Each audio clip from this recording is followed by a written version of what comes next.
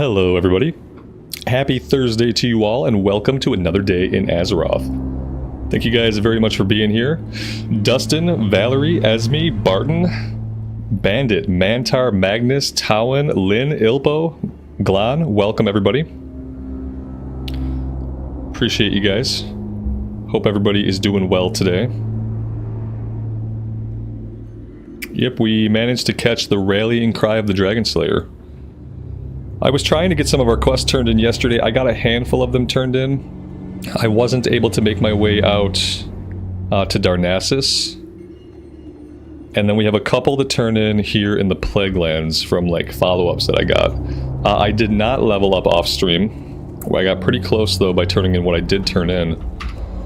So we're going to start off by heading up to the Felstone farm. I have a turn in over there. We also have Redpath's shield. It marks it as elite, but maybe we'll go check that out.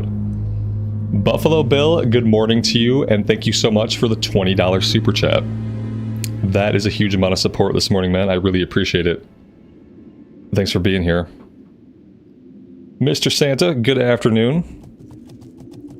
Alright, let's just start going. We're gonna cut through and kind of squeeze through this way to avoid the ruins of Anderhall. Hopefully avoiding the majority of the undead.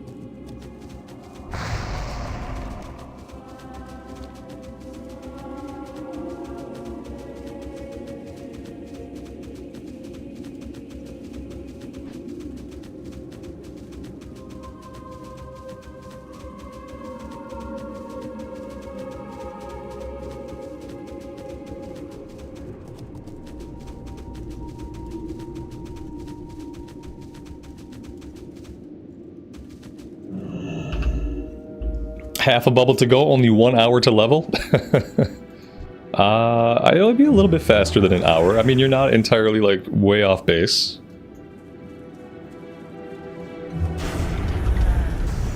I think we'll get it once we get back out to the Eastern Plaguelands. Depending on how much this one's worth and how much the quest is worth that I have to turn in back at Light's Hope Chapel. Depending on that, we may get it. That being said, like, I should grind for a bit because we have Rallying Cry of the Dragon Slayer. I think we'll find, like, higher level mobs. And we'll just find a likely spot to fight, like, maybe fighting undead would be good so we can deal the extra exorcism damage. But yeah, maybe we'll do that. Oh dear lord. Oh good! This is not great. Oh, I didn't aggro them. Oh my gosh. Wait. It looked like we'd aggroed them. What were they doing? He like ran up and he started casting a heal. Almost like he was trying to heal this ghoul. And then he backed off. Oh, that's crazy. We got really lucky. I'm almost afraid to step back out here. I don't even know if I want to loot this. Okay, there we go. Yeah, that's incredibly sketchy. I'm just gonna fight in here for a minute. Surely they wouldn't heal the undead. Yeah, that's what I was thinking, but he went to cast a heal on something. I don't know if it's just because, you know, the game picks them both up as enemies, that he went to heal, like, whoever I was fighting and it didn't matter. I kind of wish we had let it play out. The weird thing is he went to heal him, but the heal didn't go off because I killed him, and then they didn't aggro us. I wonder if the heal had went off, if they would have aggroed us. But yeah, that was really weird. Huh.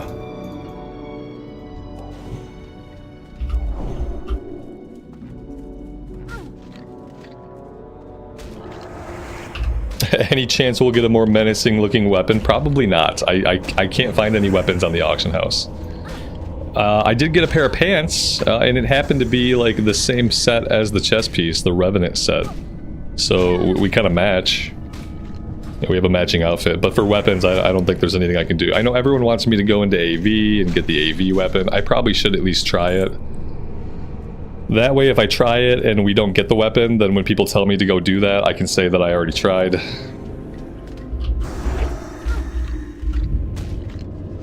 Maybe level 59 will be a good time to stop and go do AV.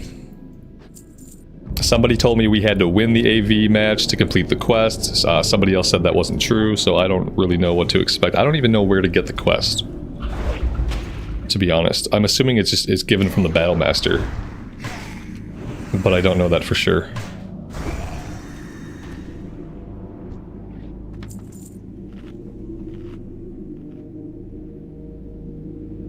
It's a serious polearm grind. See, some people are trying to make it seem like all I have to do is go to AV, kill a guy in AV, and then I just get the weapon. And I said, you know, it can't be that easy. And then you're talking about a grind. No one else has mentioned a grind, but I thought there might be some kind of grind. I really don't want to grind AV. I'd rather just, like, focus on leveling with the weapon that we have.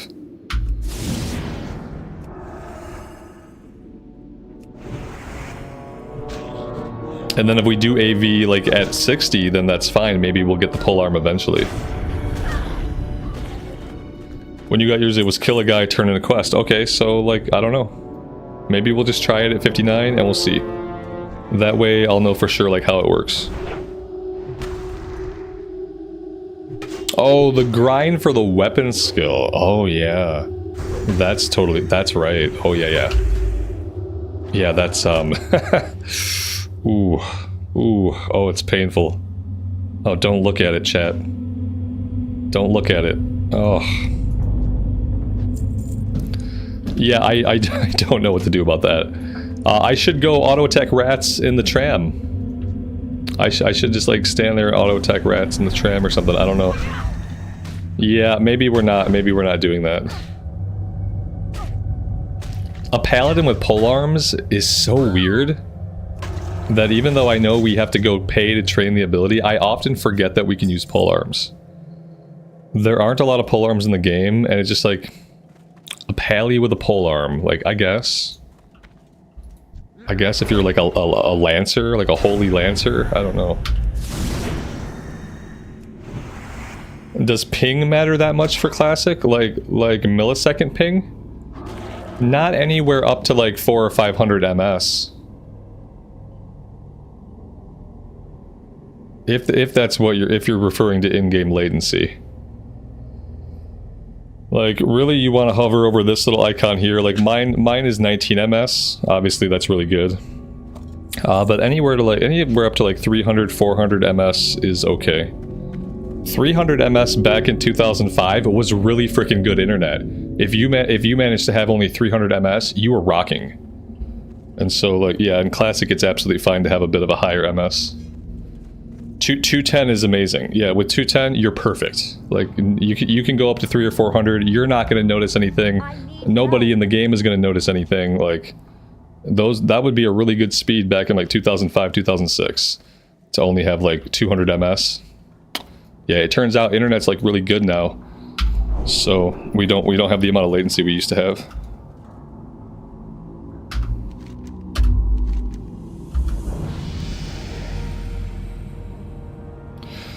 The ramblings of the poor ghost continue.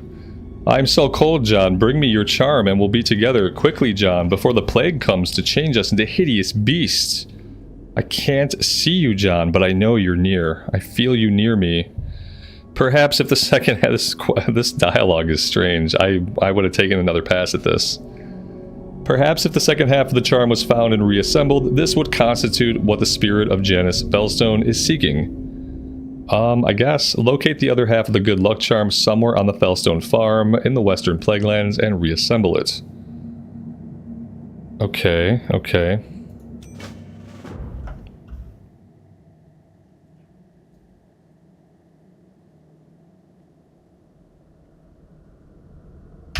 Is there any special reason I'm sitting at over 1,000 gold? Because there's nothing to buy. Like, there's nothing that I need for this character that's for sale. Like, if there was a weapon upgrade and it was like 400 gold, I probably would have bought it. But at this level, there's nothing like that on the auction house. Same thing with the rest of our gear. Like, there's really nothing that's that much better than what I have that warrants spending any kind of money. Then there's nothing else to spend money on in the game. Like, if I go to level up my blacksmithing and it turns out like I need more thorium, then I'll probably spend money on that, you know? But other than that, there's nothing to spend money on. Like, we're almost done with the leveling process, so yeah. So what are we doing here? I guess we're just killing Scourge until they drop the good luck charm. Maybe. Oh no. Oh wait. What are we doing? Yeah, that's a loot. That's the loot symbol. So they should drop off of, well, maybe this guy right here. Jabbering Ghoul. Maybe he's who we need. Interesting, he didn't have social aggro with this skeletal sorcerer. That's nice. Yeah, the gold, we'll spend the gold on other characters. Yeah, we'll spend a little bit of the gold when we level up the rogue. Which will happen eventually. That's it, that's the good luck charm. Oh, we need 2 halves of it. Maybe we don't, maybe we have what we need. Yeah, we click it, we reassemble it, we're good to go. Yeah, we'll spend some money on the rogue when the time comes. We might be doing our hardcore run for No Death November. We might be doing that before the rogue. Or maybe we'll start the rogue and then, like, if we have days we don't want to do the hardcore warlock, we'll jump onto the rogue.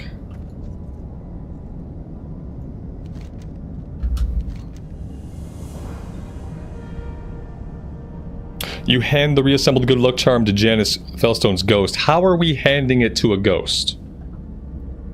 As soon as she grasps it, somehow, you observe an almost immediate change in her. Her ethereal form shimmers, and she looks upon you with clear yet sad eyes. You've freed me. I no longer will need this charm. Please, take it, and perhaps it will give you the solace it has given me. There we go.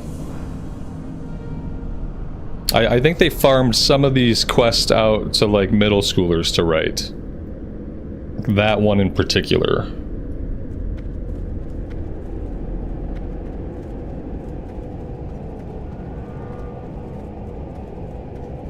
Oh, we dinged! Yay, we dinged! I'm totally paying attention.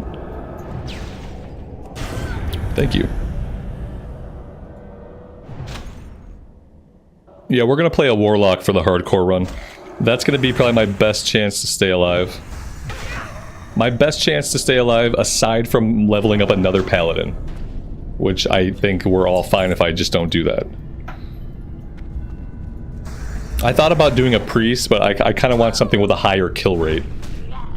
So we're gonna go with warlock. And we're gonna count on the pet to keep us alive, and probably eventually get us killed also.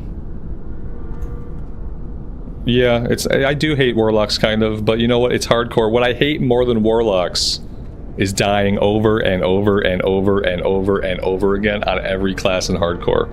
And having to do the 1 to 20 over and over, and I hate that more. So I'm gonna take it as an opportunity to learn warlock. I've never played a lot of warlock, because typically I just get bored with it. I'm hoping that the hardcore nature of the playthrough will stop me from getting bored with the combat. And we'll just look at it as probably our best chance to stay alive. It's supposed to be a really powerful hardcore class, obviously, with the Voidwalker and the dots and the fears and the wand and all that good stuff. I'm hoping it'll be like super mana efficient with the wand. So that's what we're gonna do.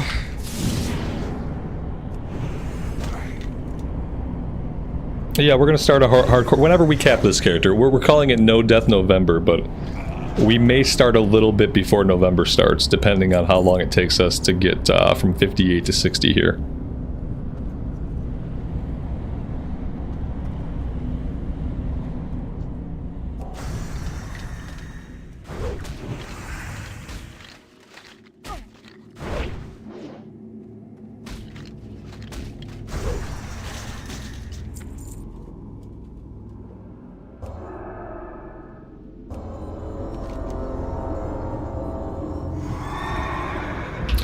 Alright, I want to run out here and I want to find out why this is an elite quest.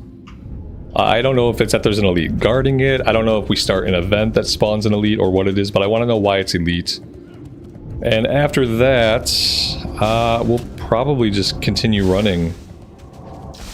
Maybe we should just take a flight. I don't know. I don't know if like running back to the flight master would be faster, or just like continuing down the road would be faster. Oh, okay. Well, here we go. It's elite because for one of the items I have to get back into Hearthglen. Yeah, it's a 2-item quest. So this one might not be guarded by an elite, but this one is in a town of elites. Okay. No need to investigate that. I totally get it. Let's jump on the flight point and we'll take that out to Light's Hope. Is there a big return to hardcore in general these days? I guess a couple of WoW streamers have done a restart, and maybe they brought their communities with them. I don't know. What I know is that the server population says medium, and it's the first time that the server population for Defias Pillager server has said medium since Season of Discovery kicked off and killed hardcore. So there does seem to be a general resurgence in playership. Enough to take it from a low pop server to a medium pop server.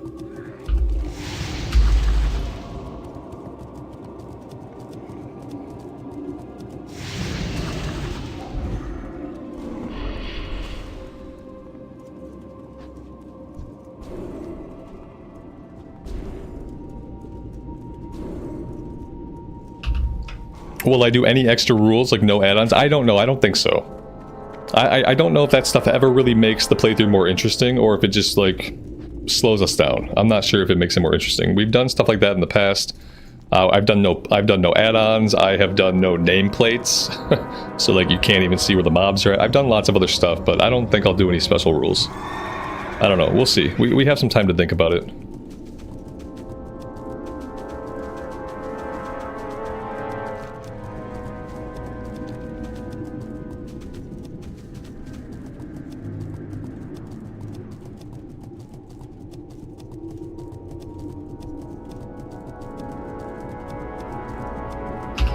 Yeah, exactly. Hardcore is enough of a challenge. Like, literally staying alive is enough of a challenge. Like, especially for someone like me, if I do, like, a no Questie run, like, that doesn't mean anything.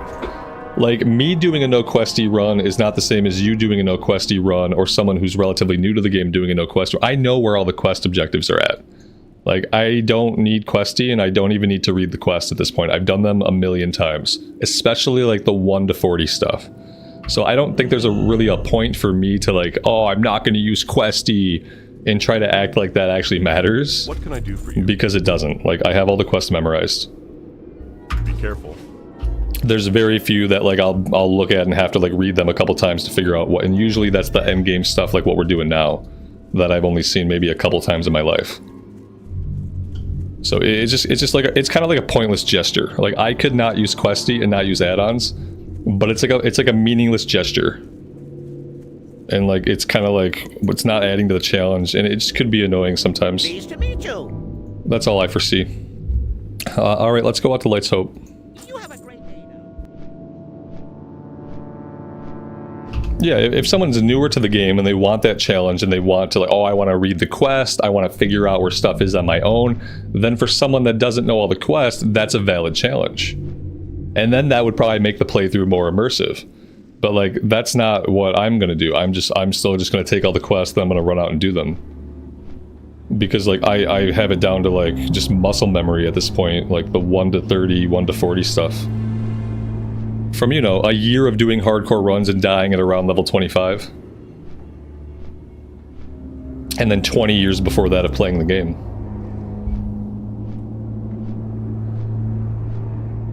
The no nameplates is always like interesting, but like it's gonna get you killed, and there's enough things in hardcore that'll get you killed. Like not being able to see the enemy nameplates, like that's a big challenge.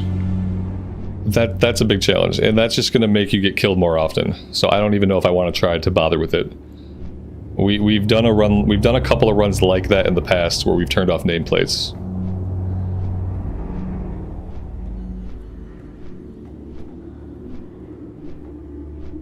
Challenge number 1, don't glitch off the boat. Yeah, don't glitch into the boat, yeah.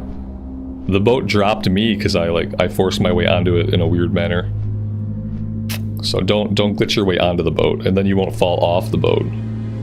Don't hang on to the side of a boat while it's like going across the ocean. Same thing would happen to you in real life if you did that. You're gonna fall off and die.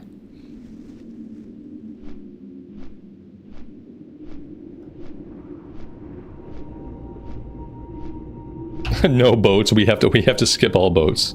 We're not even allowed to get on a boat. No, I'm assuming that I'm not gonna die on a boat twice, okay? Like, I'm not gonna die, and I'm not gonna die in an elevator. We've gotten those out of the way. Yeah, and if you do glitch your way onto the boat, just jump off right away before you zone into the middle of Kalimdor Ocean. Would be a good idea. And I thought that too. I was like, man, maybe I should just walk off this boat. And I was like, oh, I'll save myself a couple minutes. I don't want to wait. I don't want to wait for the boat again. Good. Now you don't have to wait for the boat again because you're dead. Congrats, dummy.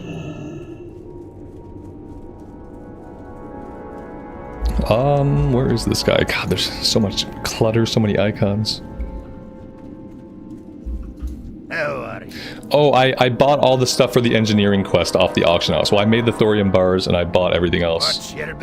All this stuff. Some of this stuff was really expensive. It was like 3 or 4 gold each for some of this stuff. For the ones we need like 8 of them. It was not cheap. So I did spend some gold getting this done. Good. For 6,200 XP, I feel like it's worth it. Off with you. Oh god, he wants more stuff. What's he want now? While you were gathering the supplies, I had some of my people making the Scourge bundlings, or even the Scourge buildings we need demolished. Here's the plan. I'm going to give you 10 sticks of my special compound. You're going to take them over to the Plaguewood and plant them inside the Scourge structures that I've had marked for detonation. Okay, yeah, we're blowing stuff up. Cool. So maybe we can do this one. It's another 6,200 XP. The Great Ezra Grimm. This is a Stratholme quest. Okay. So we have a few things. We've got the remainder of the spirits freed. I believe we might also have a kill quest of some kind. Maybe not. Maybe it's simply freeing the spirits. We have a couple of items to pick up. And then we just grabbed this blow up the buildings quest, which I don't really... Oh, let's see. Oh, you know what? It's back in this area. So we probably just want to make our way back here. And we can start killing stuff and planting the explosives. Do we want to run out and grab these items first? Yes, I think so. And then somebody mentioned that there was like a vendor and we can buy some like biscuits off of them that restore health, restore mana. Supply only the finest goods. And like, I wonder if that's true and where the vendor would be.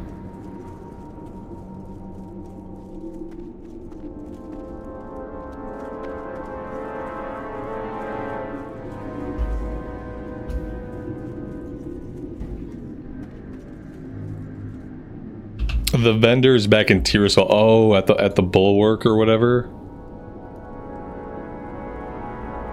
Okay, yeah, like over here. I'm not gonna head out there right now, but maybe later we'll check that out.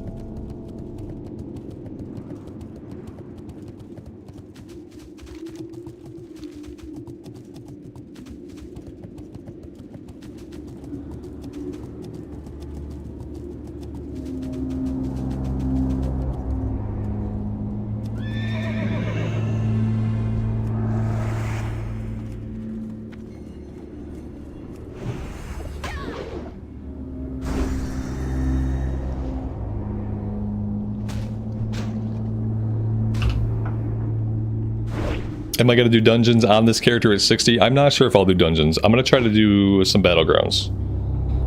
But, you know, there's not a lot of groups that go out when I play.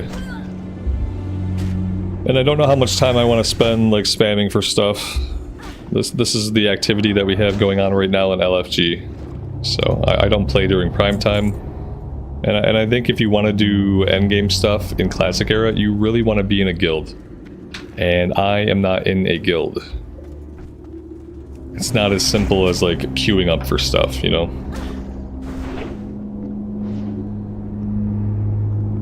Now, for me, Classic is mainly about the journey to 60. And if I get to do stuff at 60, that's awesome, but it's never really a priority for me.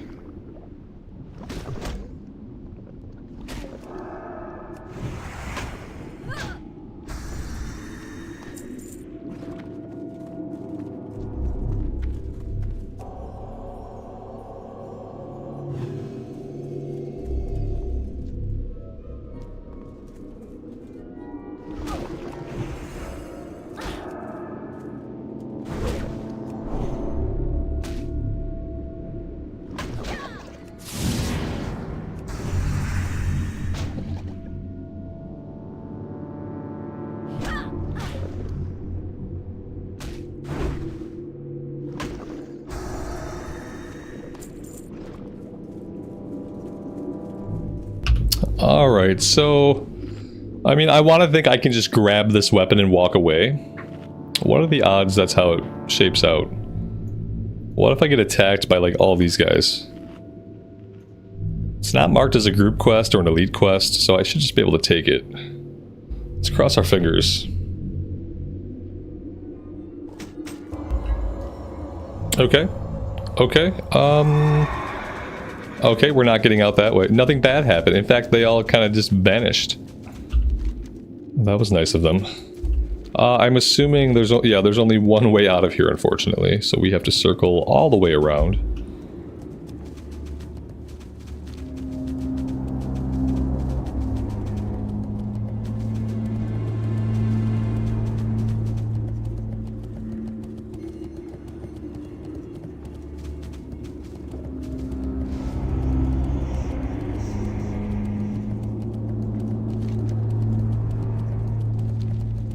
I thought there was a fair chance all those spirits turned aggressive and attacked me. That's kind of what I was worried about. Yeah, I was hot to get out of there.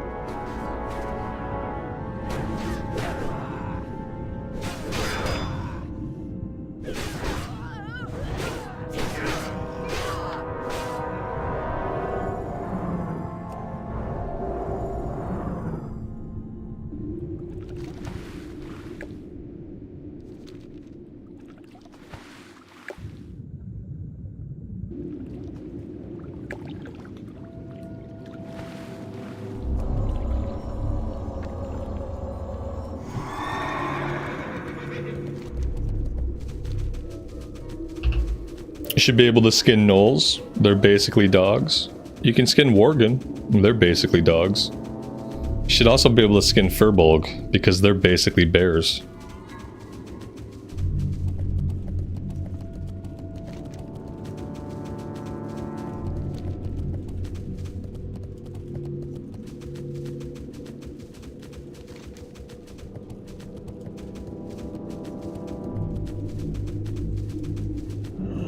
Alright, let's fight our way through here a little bit. We're heading up to the northwest, but we do have the buff, and I want to use some of that time with the buff to actually be grinding a bit.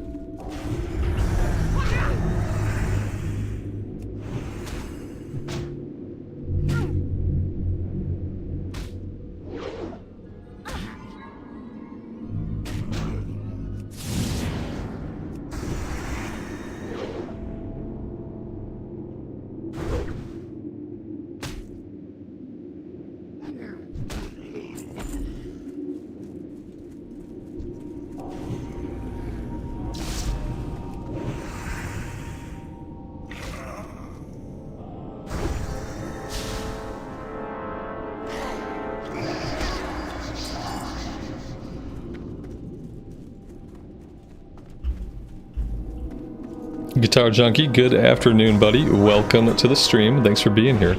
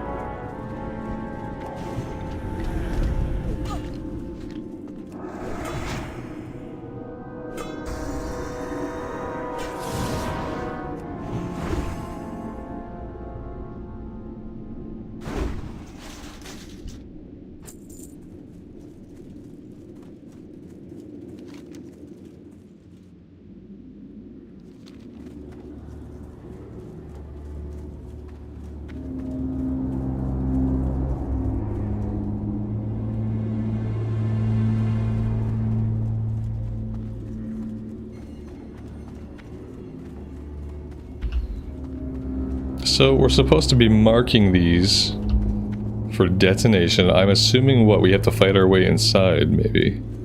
Yeah, here we go. Do we have to go all the way inside? Or can we just stand in the door? Oh, this is an elite! Oh, that's lovely! Oh yeah, we're not going to be able to fight an elite. So why is this not an elite quest? There are too many quests in the endgame that are actually group quests that are not marked as elite quests. Like, unless we can get up there and, like, not aggro this guy and still be able to use the item.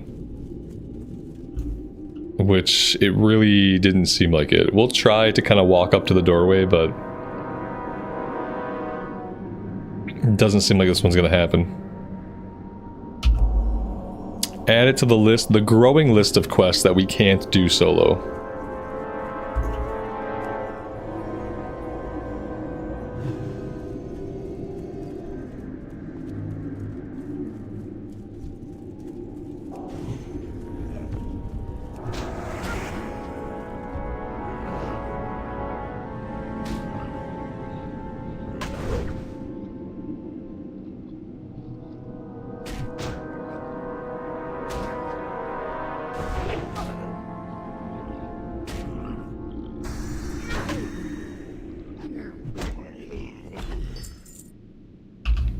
Maybe the bomb will kill him. I have to be able to get to a place where I can actually, like, activate the bomb, though. I wasn't able to do it when I was on the side of the building. Maybe I can do it on the stairway.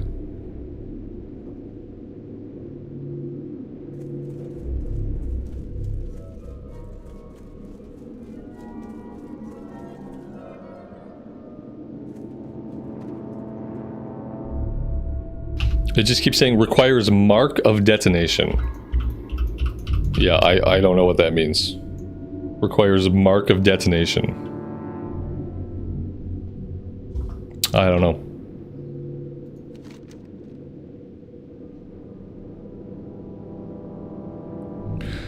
Inside each building. Yeah, we're not doing this one. There's an elite here, and we have to get inside the building, and we're not going to be getting inside the building past that elite. So, let's just try, like, okay, we're targeting him. No, yeah, he's not the mark of detonation. So, like I said, add it to the growing list of quests that we can't do.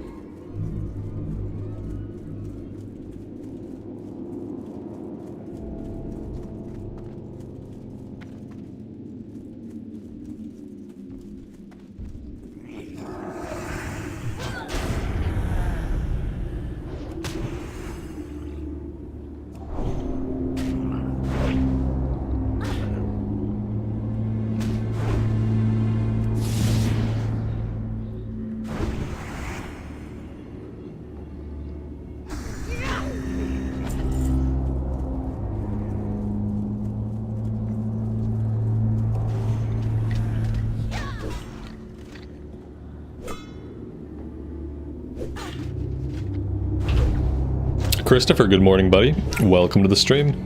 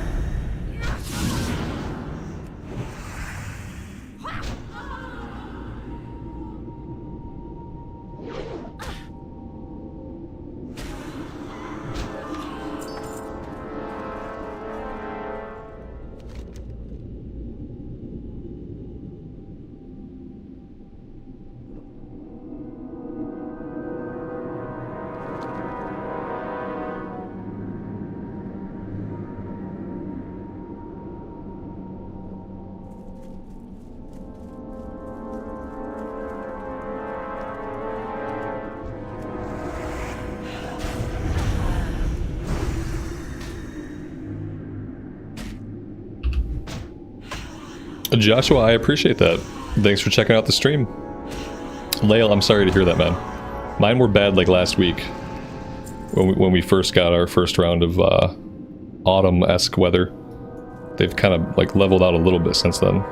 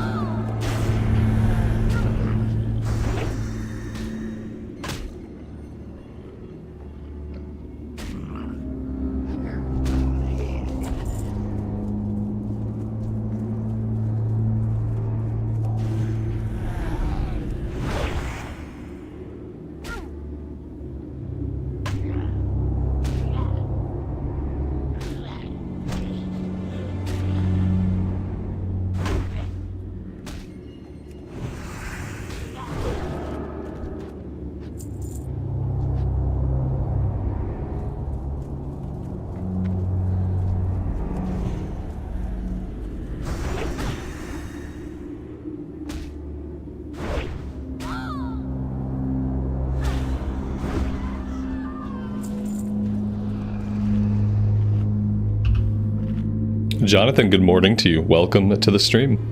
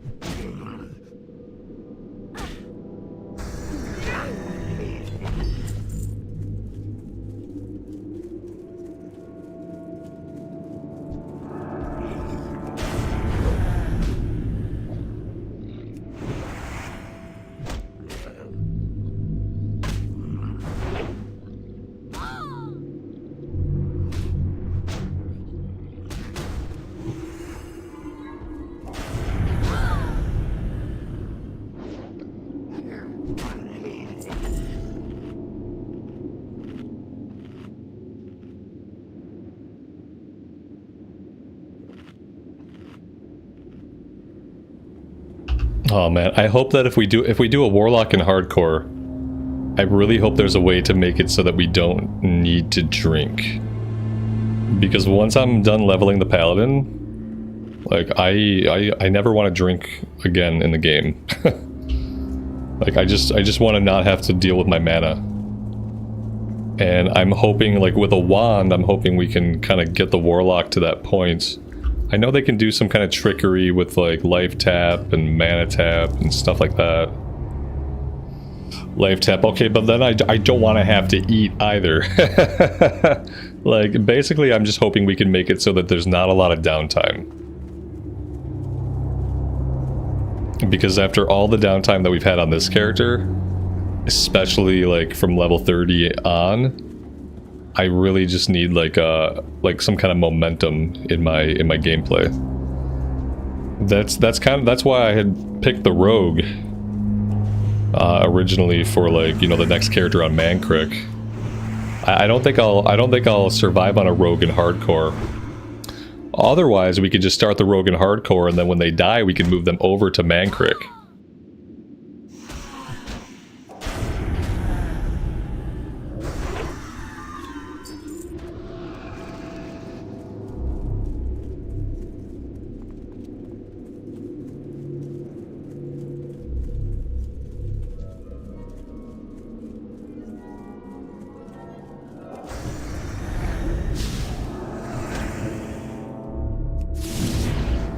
But ultimately, like, there's going to be a limit to how many, like, I want to do a character that's going to live. Because if we're going to do, like, a no-death November, like, I don't want to get multiple characters killed. So, yeah, and I don't know how long I can keep a rogue alive.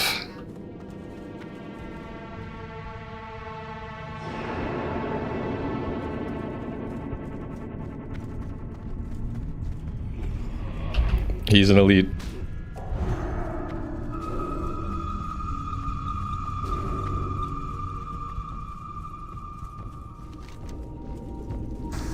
So yeah, all the towers are guarded by elites.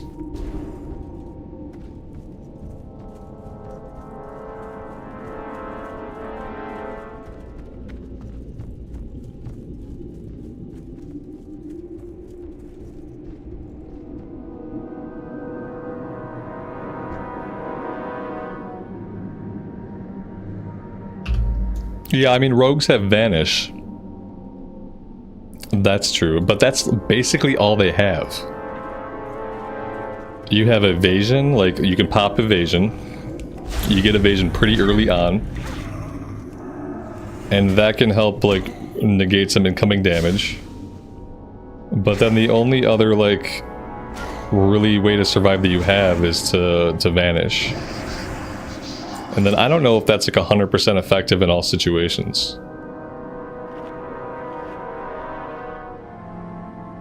And sprint. Okay, yeah, you can vanish, you can sprint, you can evade. And that's it. You don't have a pet.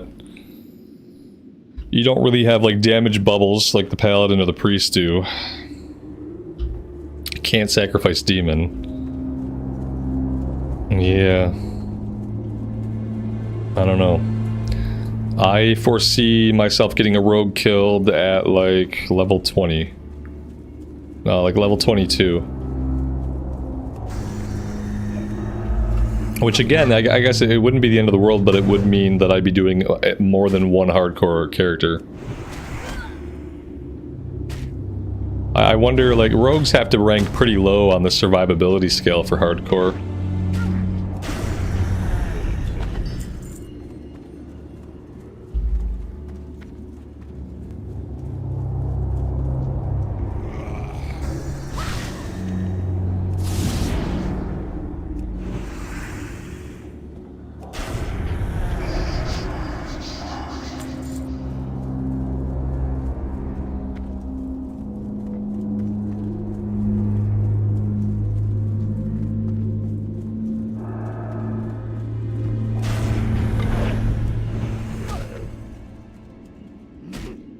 Yeah, but they're very flimsy. Like, if you start, like, you can get away and that's fine. Like, if you can get away, you're great. If you get stunned or they see through your stealth or anything bad happens, like, you're just really squishy. You don't have a lot of survivability, like, innately.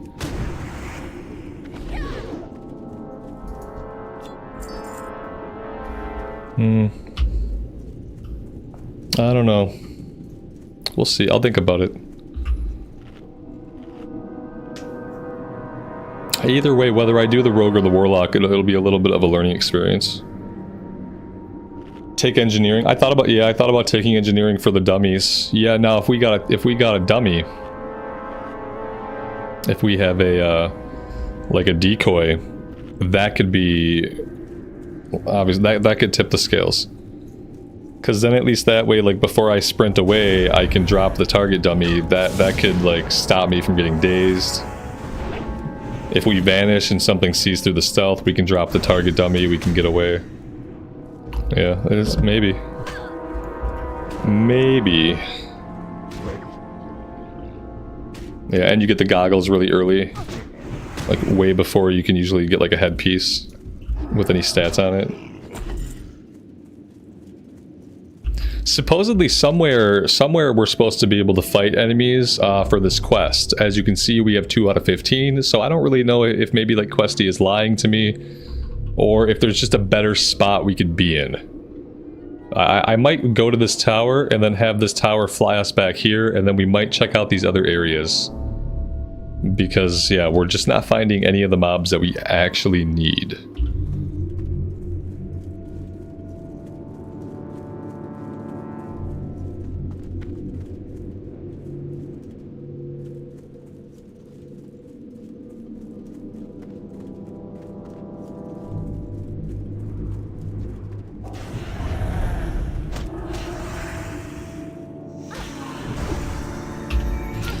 Statistics-wise, the Warlock is the least successful. I guess my question to that would be, like, what is the data that you're looking at? If you're simply looking at data that compares how many of each class get to max level, that's gonna just have a lot to do with how popular the class is. Like, for instance, Hunters are one of the most popular, and I'm assuming Hunter is at the top. Whereas Warlock, I don't think, is as popular as a lot of other classes. So, like, you could just be seeing, like, less level 60 Warlocks because less people play Warlock. Not because their chance of survival is less. I guess you would need... The stats would have to be, like, the percentage of how many of the class begins compared to how many don't die. And then you would compare the percentage of that within each class. Like, you know, like 5% of all warriors created make it to 60. 10% of all hunters created make it to 60. I guess you would need that data. It couldn't just be the number of the class that's made it to max level. Because that's going to be factored heavily by, like, just how many people choose to play that class in general.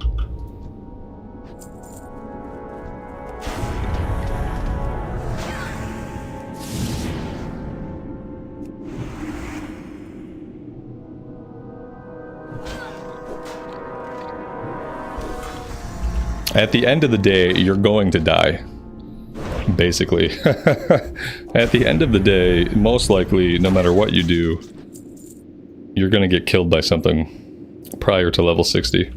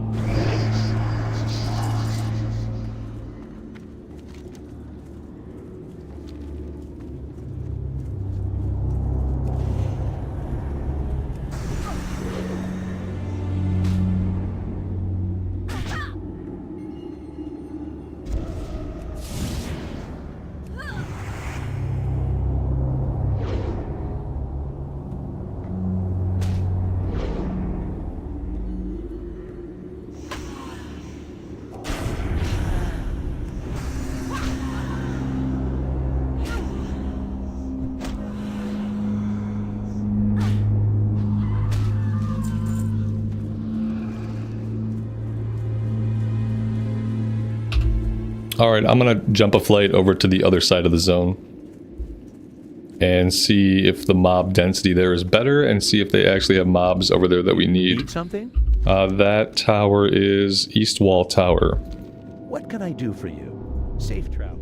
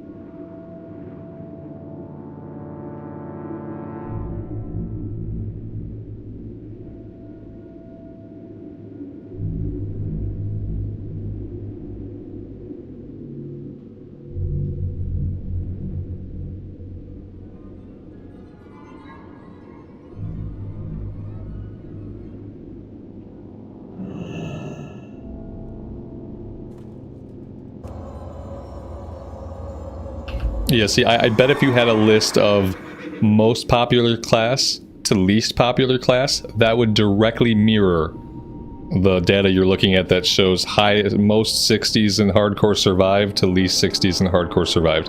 I bet the popularity chart would be basically a direct mirror of the the survivability of the class, because yeah, so much is going to depend on how many were actually created in the first place.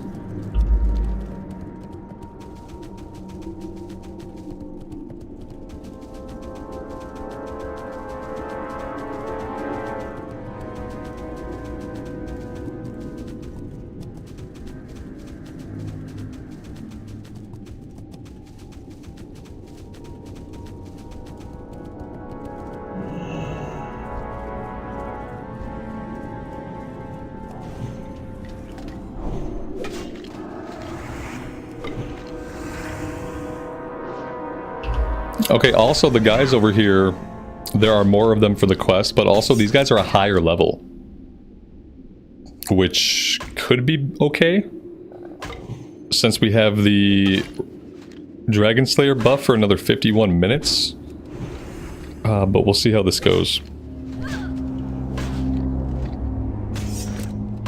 These guys disarm, and that sucks.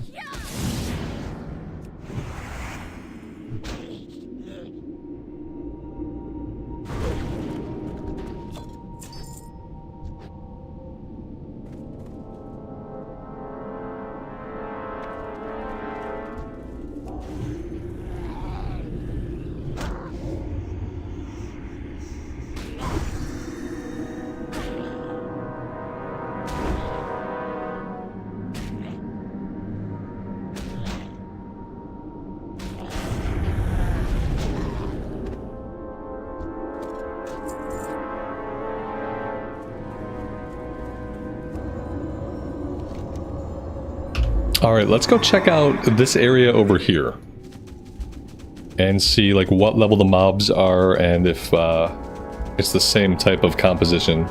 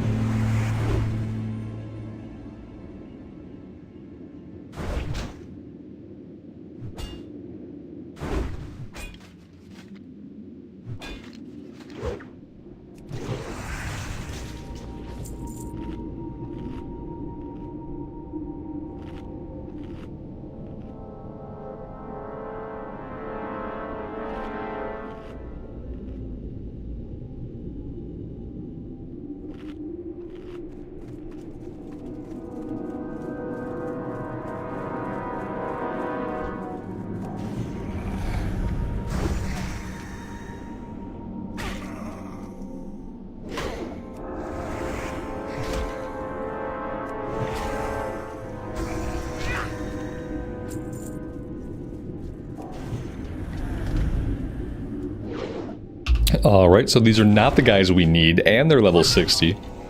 I wonder why Questie marks this as an area where we might find the quest objectives. Or maybe they share spawn points and just like none of them are spawned in right now.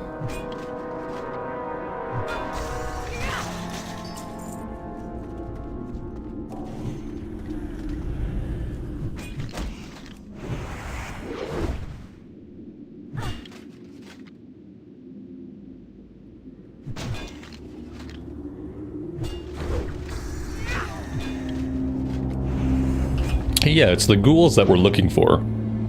The problem is, like, Questie seems to think these things can spawn basically anywhere, but they don't seem to. They seem to spawn, like, few and far between. The most we found has been on the outskirts of this area right here. That's the most that we found in, like, one actual location.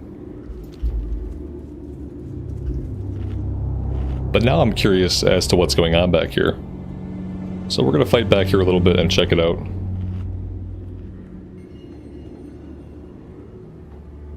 Carnifexia, good evening to you. Welcome to the stream. Yeah, I'm going to fight my way back here mainly because I have the world buff. Like, level 60 mobs are good. That's like the most XP we could possibly hope for.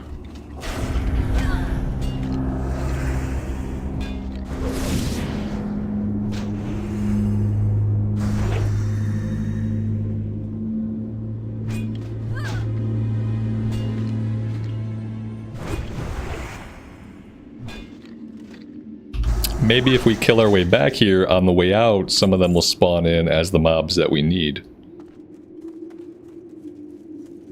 Here we go. Yeah, so we need these guys. Basically like any of the ghouls.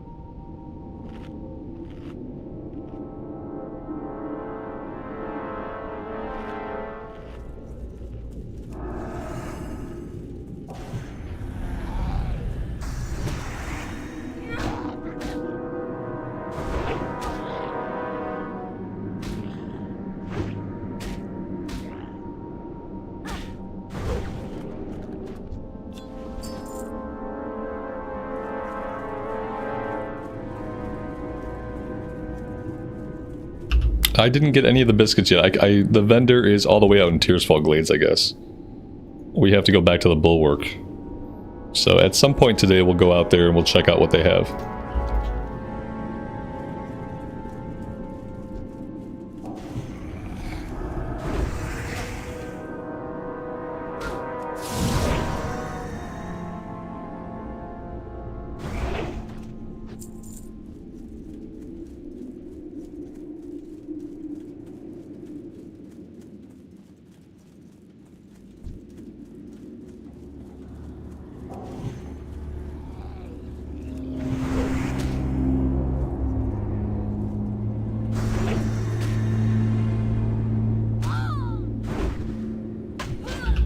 Yeah, for whatever reason, he's out by the Bulwark. I don't really know why he's out there and not at Light's Hope. Light's Hope makes more sense to me, but maybe there's like a story reason why.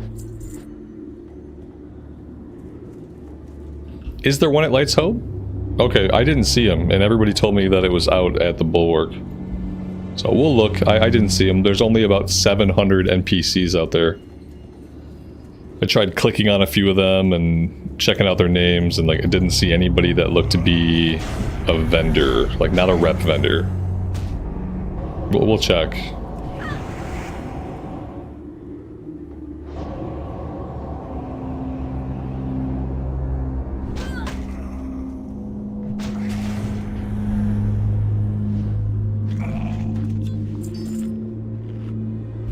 What spec would I do as a warlock? I have no idea. I don't know anything about the warlock in Classic Era. I've played very little warlock. I think the highest I've gotten a warlock to is like level 15 or something. If that. I'm assuming we would do Affliction for leveling, but that could be wrong. I know some people say Demonology is good for hardcore because of some of the tools it gives you later on. But yeah, I don't know. What I would do is I would check out the specs. I would read the talents in each of the top rows, and we would go from there.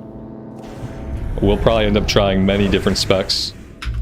So I like to experiment with at least a couple of different specs when we level up classic characters.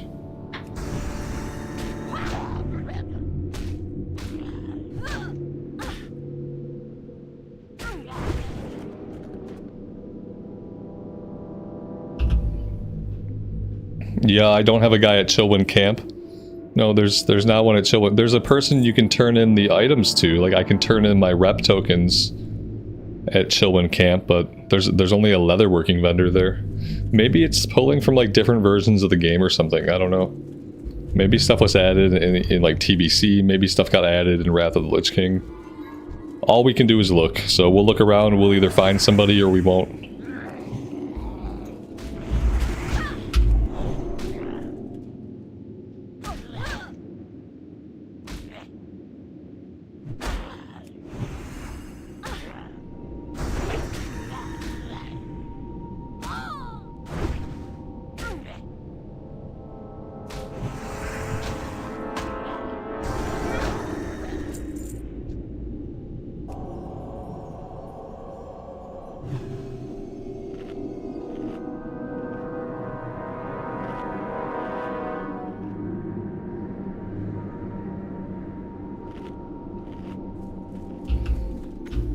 Maybe now that I'm friendly, maybe that opened up the vendors.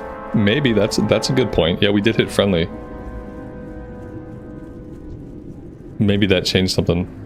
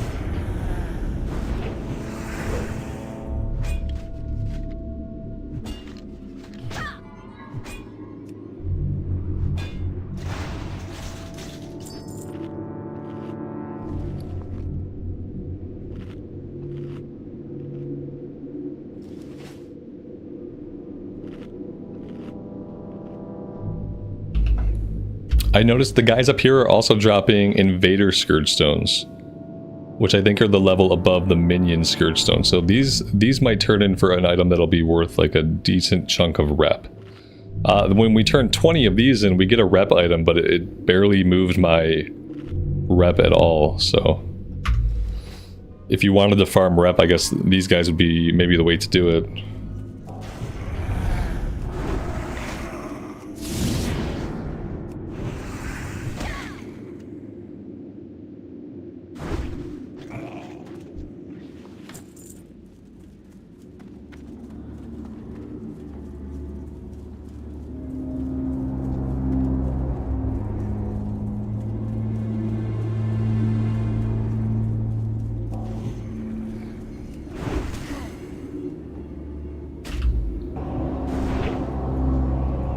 We are level 58.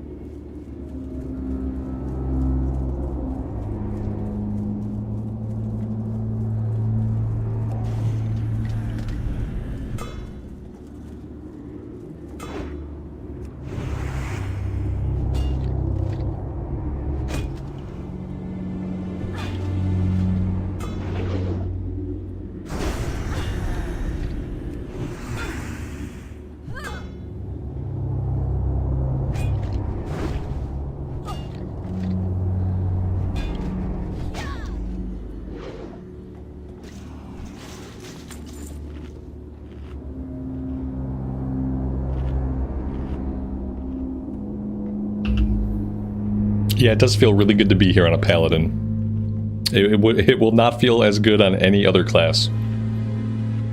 Yep, it's just like, not only just having exorcism, but also just the aesthetic of being a Paladin fighting the undead. It's been a good time. It's also very seasonally appropriate that we ended up here in the middle of October. And I've kind of been digging that about it as well.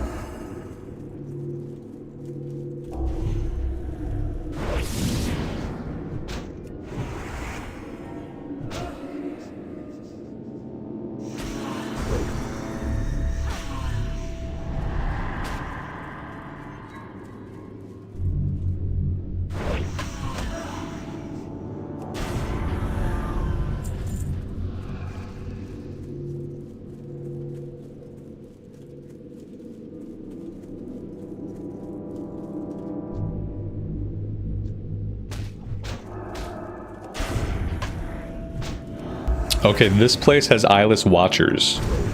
We encountered a bunch of these guys in the town down here. This is the first one that I've seen up this way.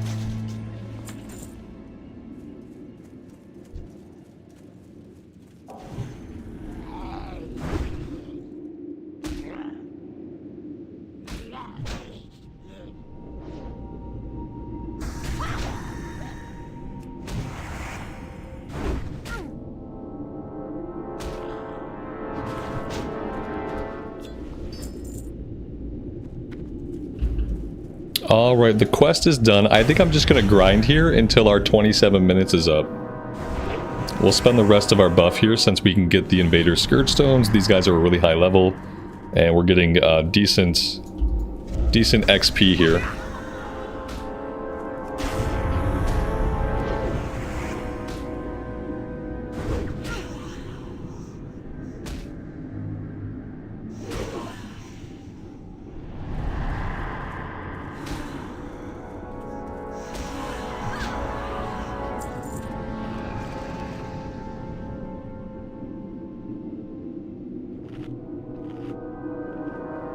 But I do have to waste a minute of the buff going bio. I will be right back.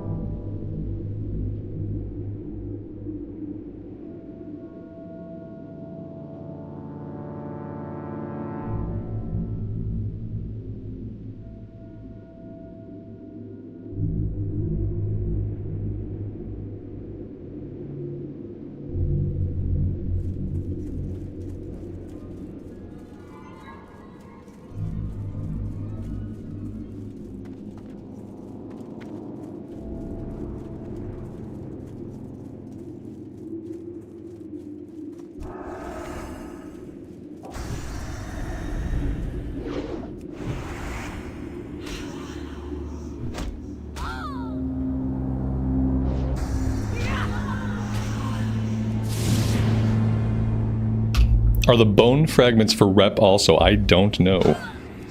I hope not, because I think I've either sold some bone fragments or dropped some on the ground. I don't know if we can tell by mousing over it. Yeah, it doesn't, maybe I haven't sold them. They don't have a vendor price. Yeah, I don't know. Whatever they are, I have 19 of them.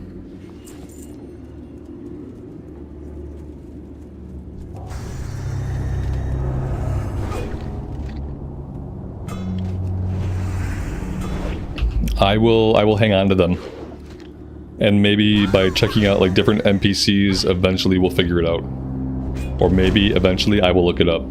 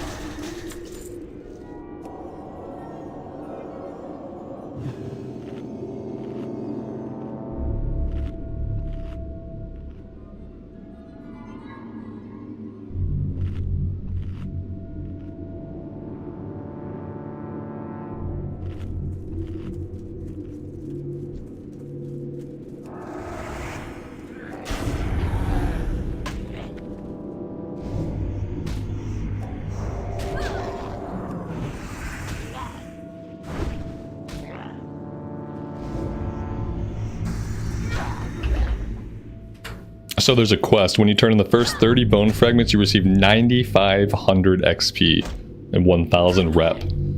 Afterwards, turn in 30 at a time for 20 rep each. Nice. That sounds good. I like the 9,500 XP especially.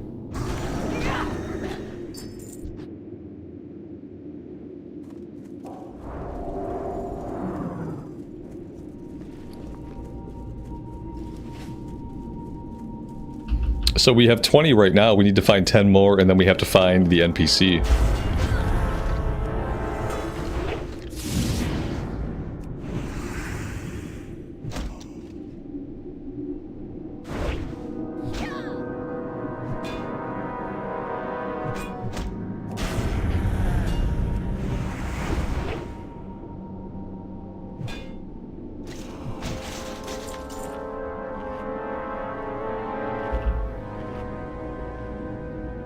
Yeah, we'll have to take a closer look at all of the quests.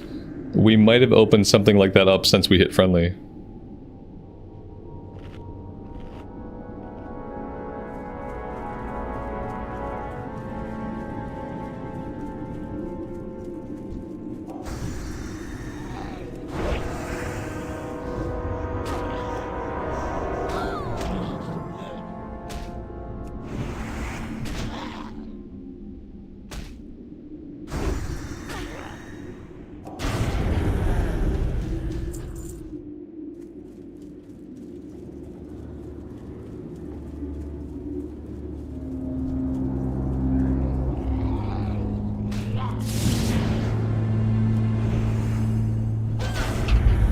With how powerful the world buffs are, I should probably be trying to get them like as often as I can. Is there an add-on that will tell me when a world buff is going to go out? Like preferably, like it would tell me like within 10 minutes or 15 minutes of it going out, so I'd have like time to travel.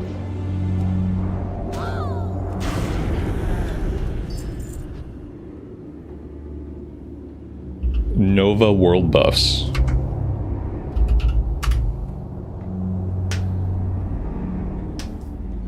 Yeah, I feel like this has probably been something that I've just been really negligent about.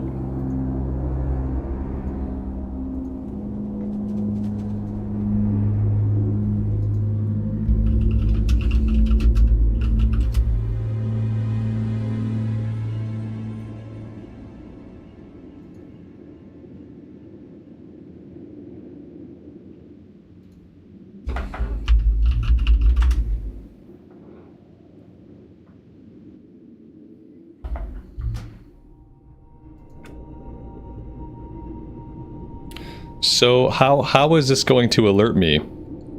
Oh, here we go. World buffs. You were on a layered realm. Click here to view the current timers.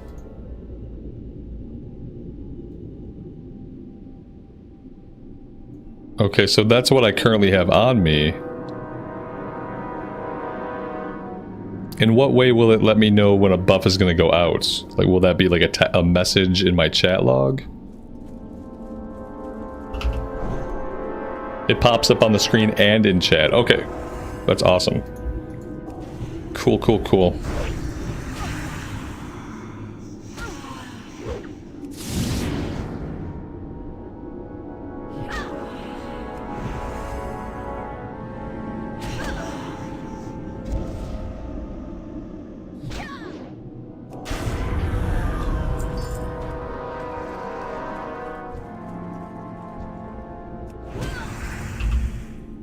Like, because yeah, the power increase is very significant.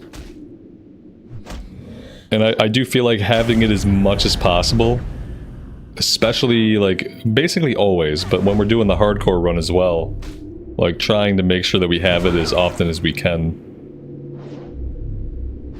It speeds things up quite a bit. As far as like our kill rate.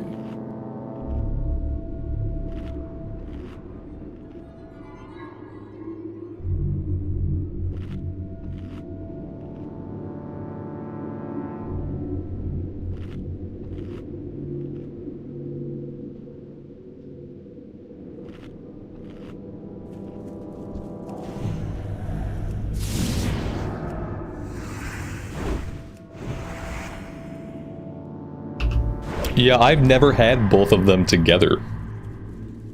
That would probably feel really, really different.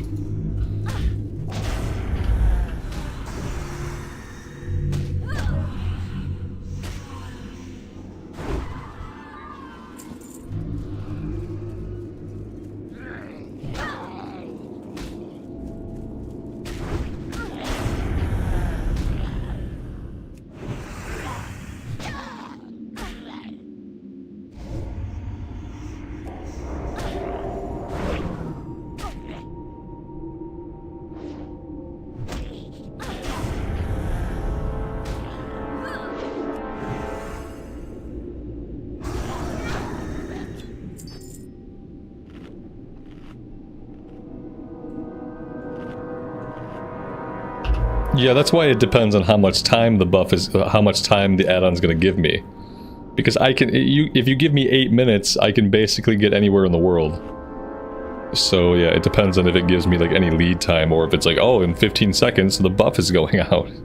Because I'm gonna need a little bit of a head start.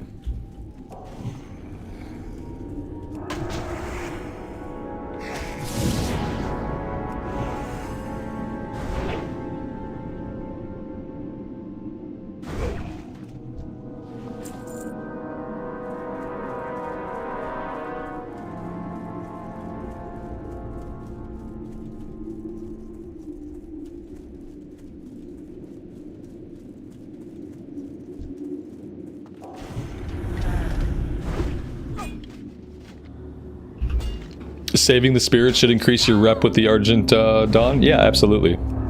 I agree. That would make sense.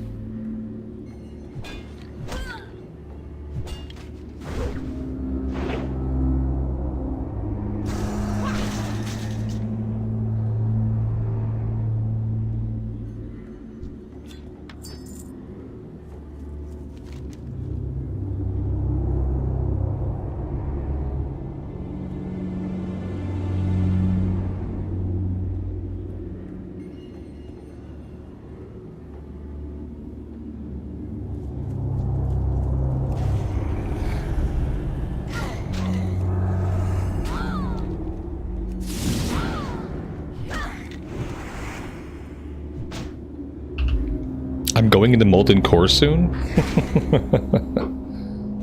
Whenever somebody wants to put a group together and invite me to a raid, I'll go to a raid. Until then, I don't have a raid guild. And when I play the game, there's not a lot of raids going out. This is our activity for LFG. So, you know, Raiding is one of those things. It's not ever my goal when I level a character that the character is going to be a raid toon. Not in Classic Era. Typically when I focus on doing endgame stuff, I'm either doing endgame stuff in Cataclysm or I'm doing endgame stuff in Modern WoW. And for me, vanilla is definitely like mainly about the journey. Especially on a server where not a lot of stuff happens. If there is a lot of raiding activity here, it happens during a time of the day when I don't play.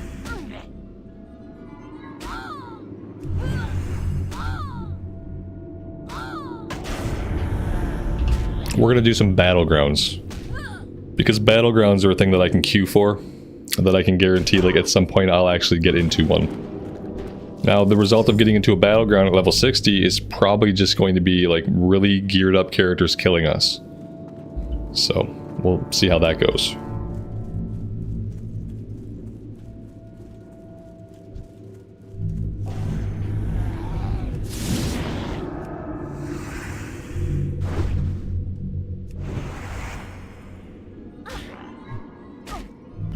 Now, I will say, if what you want to see is somebody doing vanilla era raids in Classic Era, there is a guy on YouTube doing that. The channel name is Dwarf Lord.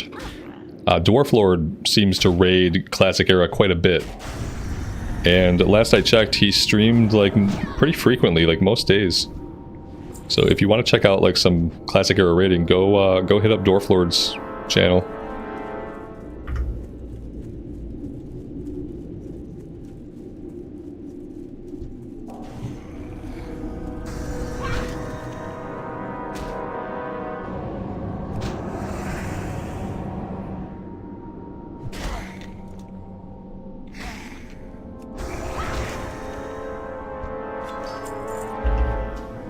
With my gaming time, it'd probably be best to be on EU servers. It's prime time here when I stream. Yeah, you know what? Like, you have a fair point. And I know that it's the evening time for you guys, or like afternoon time, evening time, like when I stream. Like I of course I know that. But I've never really applied that thought to like in-game activities before. I've never really applied that thought to like, oh, if you want to play during prime time but you can't, like, yeah, you could play on an EU server. So like right now it's 2 in the afternoon for me. I guess this would be like 7 or 8 o'clock in the evening in a lot of places in the EU.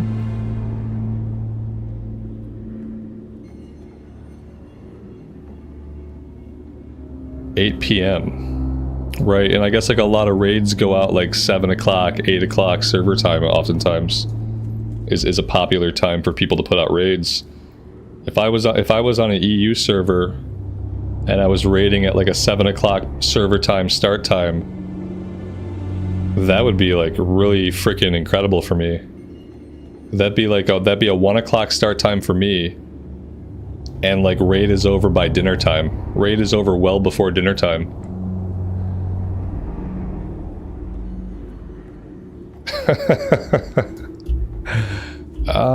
Yeah, I need to. Yeah, I'm just gonna let that one cook.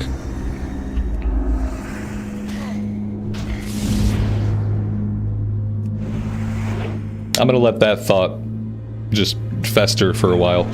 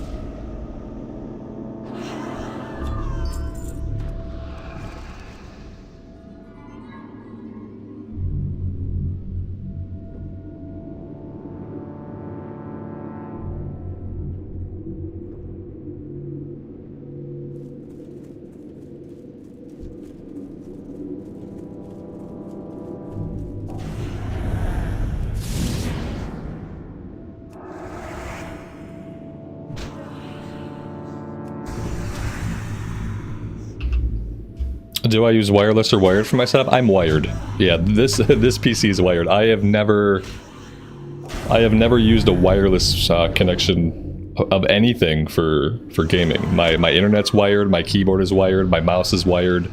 Everything has a wire. If it doesn't have a wire, I don't trust it with my gaming. That's my motto.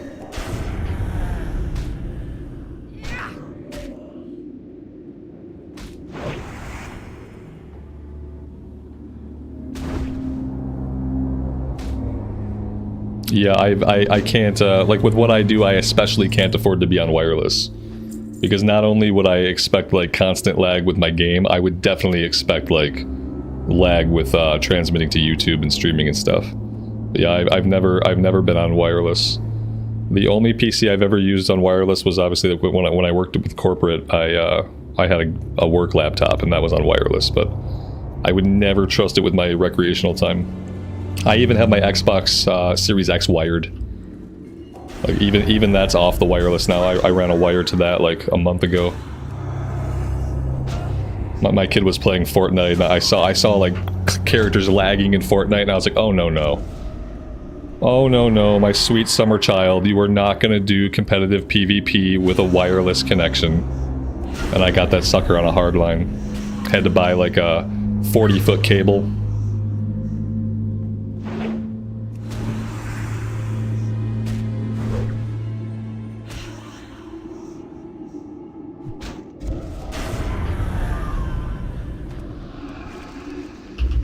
Yeah, you should never do wireless with your gaming. If you're doing online gaming, whether it's PvE or PvP, whether you're on a PC or an Xbox or a PlayStation, you have to run a hardline to it. Don't fool yourself. Like, it doesn't matter how good your wireless is. It's just that you're not going to get the same steady signal that you get when you have a cable. It doesn't matter if you have like 1,000 megabit down and 1,000 up with your wireless. It's just that the wireless is never going to be consistent. The wireless is always going to have dips.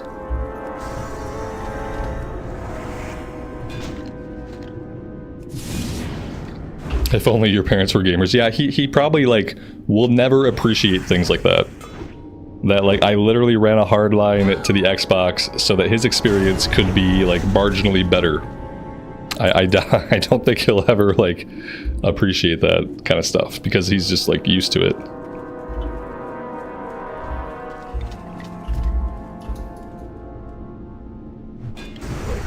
Some packets float away. Exactly, they get lost in the ether. Like they get lost in the air. Like some packets on wireless just don't make it.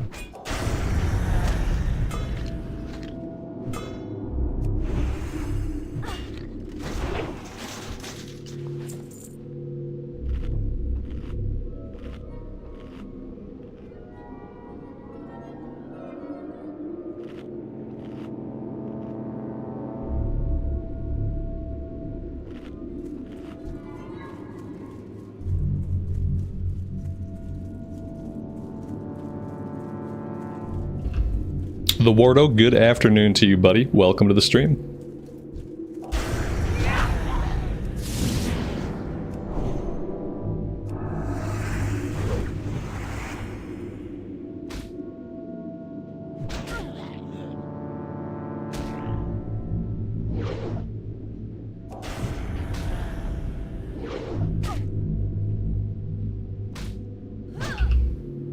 I haven't played a Call of Duty since the original Modern Warfare. I played the crap out of it, and that was it. After that, I was done. And I never went back, and I've never regretted it.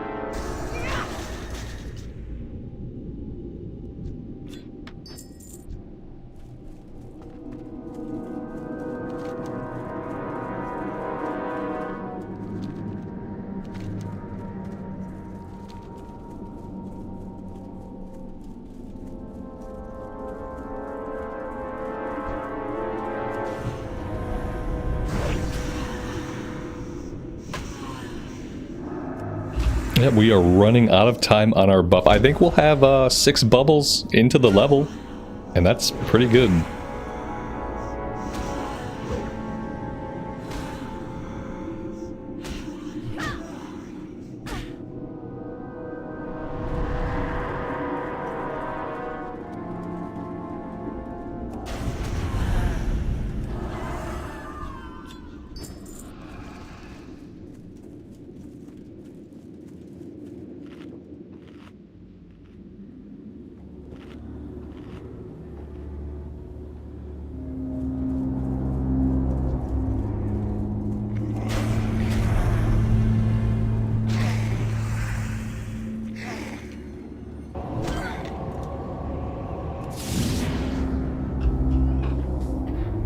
Oh man, I'm still thinking about this, like playing on the EU server thing and having it be prime time there when I'm playing. I'm kind of having like an existential crisis though with the idea of being on a new account after 20 years. Like I don't even know, like that would be everything. That would be like Cataclysm characters, retail characters, and classic characters. And that kind of like gives me, that gives me like a little bit of an existential crisis. Like, yeah, because like, I don't know, I don't want to really like it and like start raiding and stuff and then like, oh my god, I'm on a new account. What am I going to do with that?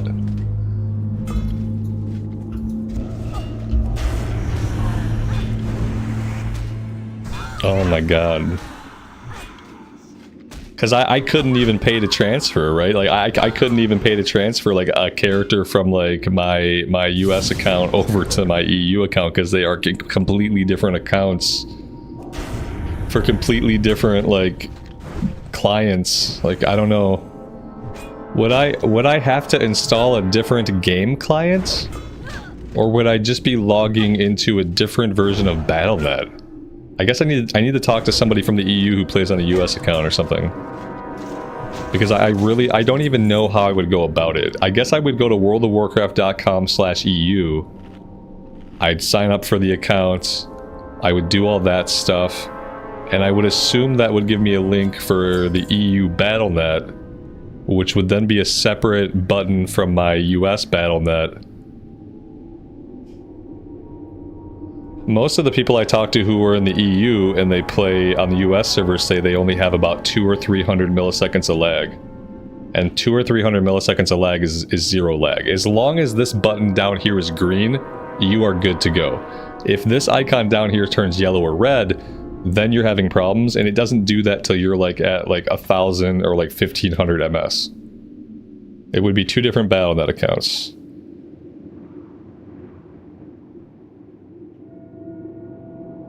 Is it 2 different game installs? Like, do I have to have the game installed through the US client and the game installed through the EU client? I'm kind of assuming the answer would be yes. Not 2 game installs. But Monica says for her it was. Shit. Yeah, like, which would be fine. Like, what is the War Within's the biggest download? That's like, what, like 80 gigs? It's like, yeah. 80, that's a lot of gigs. I mean, I have the space for it, but... Oh shit, I talked through the rest of the buff. Okay. Let's fight our way... Now we're gonna feel substantially weaker, but let's fight our way out of here.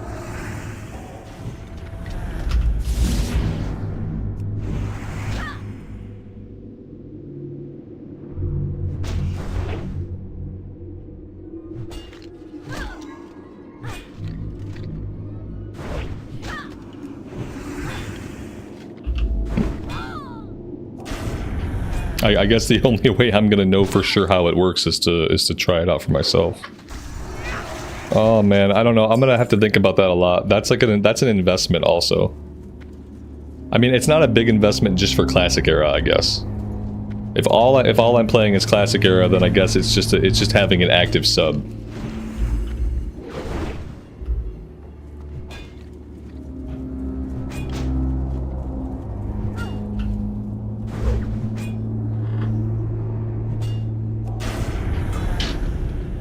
But man, the ability to raid like during the time of day when I actually play the game, and to not have to step like way outside of my like schedule, like my game time, in order to be able to raid, like that could potentially open up, that opens up like so many possibilities for me to like do stuff that I just like. What I realized trying to raid a couple times in the evening is like I don't want to raid in the evening. I want to raid when I play the game, and I play the game in the middle of the day. Like that's when I have the most energy, that's when I'm in like the best mood, like that's when I want to have my fun.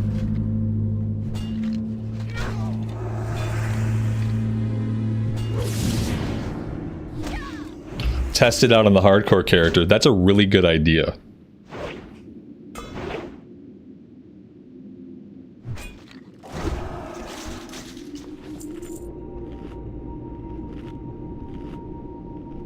That's a good idea. Maybe I'll do that.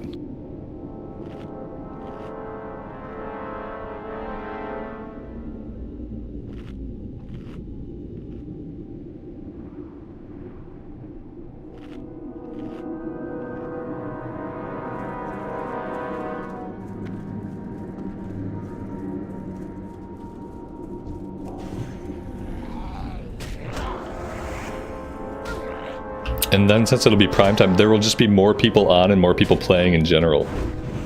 And then like probably also make it easier to do dungeon runs.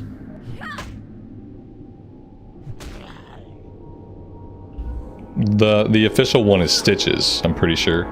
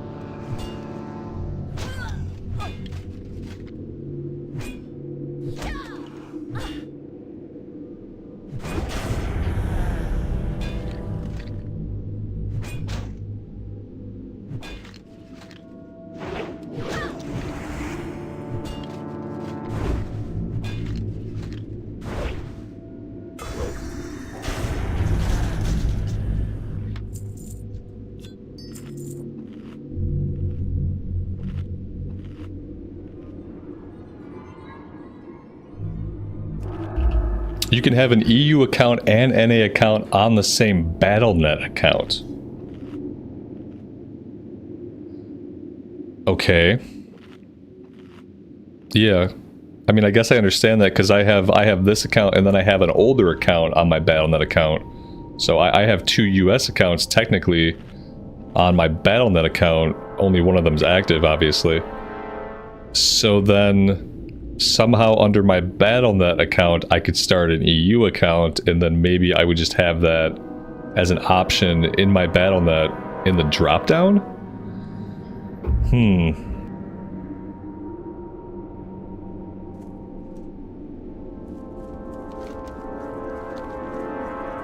A good thing I don't purchase 6-month sub plans. I would still keep my US account active always, because I think like my modern WoW stuff, like whatever happens with modern WoW in the future, like I don't think I would start that again in the EU server. I think the EU server would just be for classic stuff. Unless it like really worked out, and then like, you know, then moving modern over could be like a future plan, but I think for the time being, I would definitely be keeping them both active.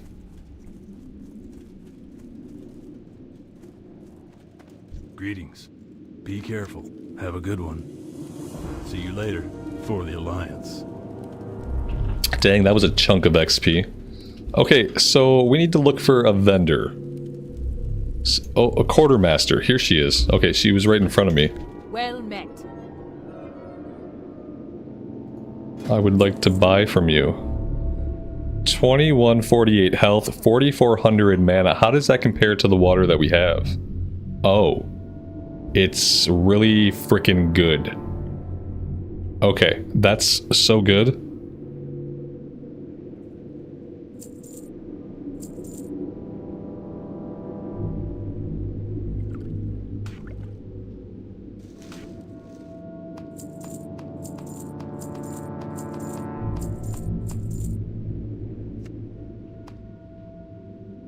That's so good. That's so worth it. Oh my god.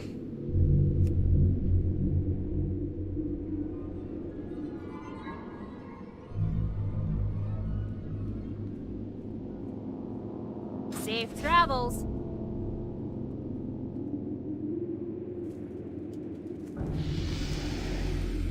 All right, so what are we going to do next? I'm pretty sure, like, all of this stuff is stuff that we can't do. It's either elite quest. Yeah, there's some elite quest.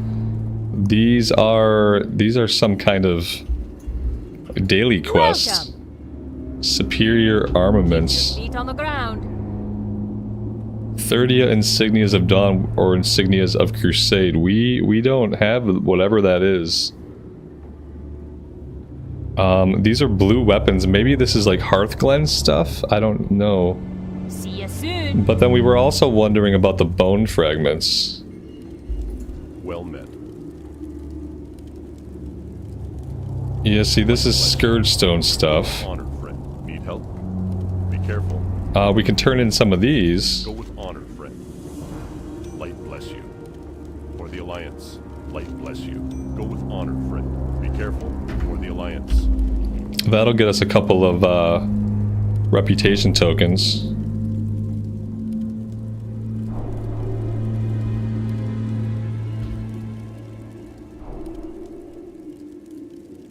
Tim, good afternoon, man. Welcome to the stream. Establishing new outpost. That's the PvP quest we can't do. Savage Flora. This was like collect fronds from like anywhere in the world, and I wasn't really sure like what that meant. I'm gonna grab it just in case so we come across an area where we can get it done. Yeah, I don't see any bone fragment quest related to bone fragments anywhere here. So maybe this is something that we would find the quest somewhere else. I don't know. Someone said the bone fragment was inside. Oh, okay. Oh god, there are more quests in here. Oh my god. The elemental equation. What is this? Have a good one. 30 core of element. These seem to be like some quests that just send us out anywhere that aren't necessarily confined to this zone. Are you interested in some work? I pay those under my employ with insignias. These insignias can be used with the quartermaster. Yeah. I do want that. 30 core of elements. See you around. I just don't know where we would find cores of elements.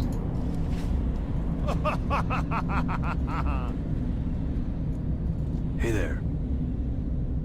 Blinding the Dreadnought. 30 dark iron scraps. You know what? I had a bunch of dark iron scraps. For the Alliance. See you later. And I dropped a lot of them. Apparently I didn't drop all of them. See you around. There's 6600 XP for that turn-in. So yeah, I'm glad I had enough to do that.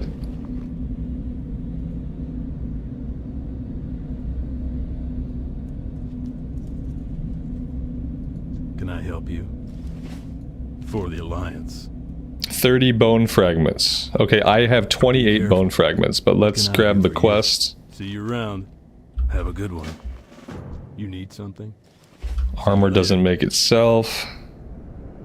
Crypt Fiend parts. Do I have Crypt Fiend parts? I do have some Crypt... Okay, so we have, I guess just a few quests that require some grinding. The Crypt Fiends, we haven't really fought a lot of them, because they don't have as many spawns as some of the other mobs. But we saw some Crypt Fiends back here. We've seen a lot of them back by this area back here.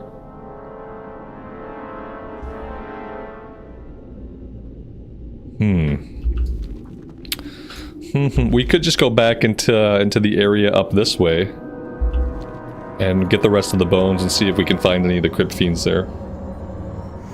They all drop inside instances as well. Oh, that's neat.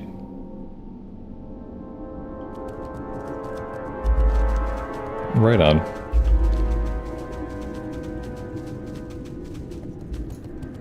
I need to look up where to go for this. Maybe the... I think about the plant guys in Ungoro Crater is like what I think about when I think about like savage flora.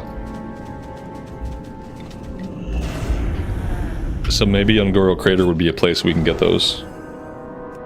Those mobs would be like kind of a lower level. You think it is Ungoro? Yeah, yeah. That's what I think too. The elements, I don't really know. There are elementals, if I think about higher level areas, there are fire elementals and molten elementals in the Searing Gorge. So maybe the Searing Gorge, maybe they would drop core of elements?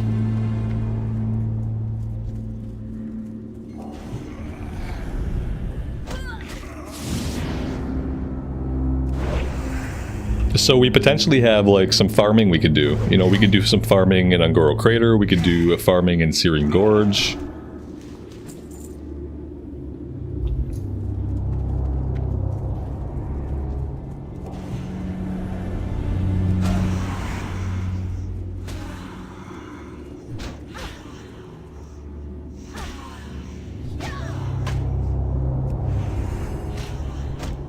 We've got the Ringo quest, and yeah, I dropped that quest a long time ago.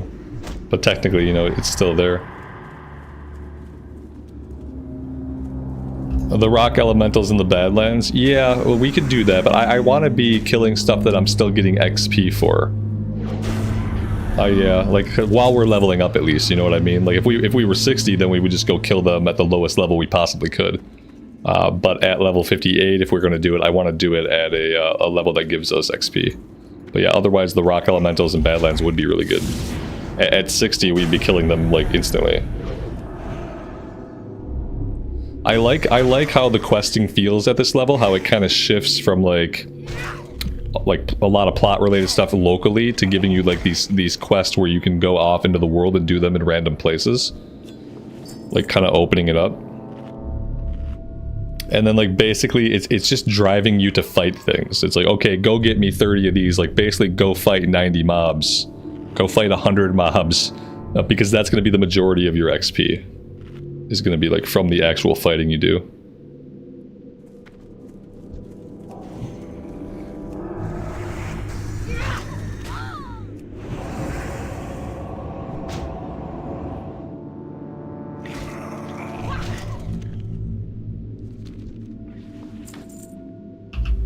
Tyr's Hand is the best grind spot below Light's Hope Chapel.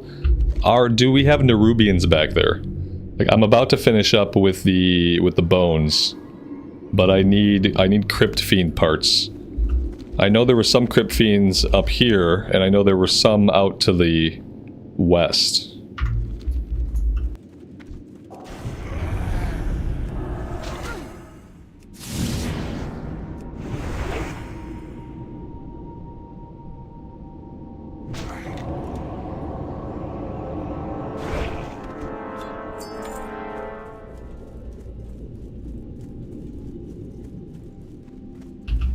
Yeah, I have no idea what's down there. I don't know that I've ever been back here in this little area.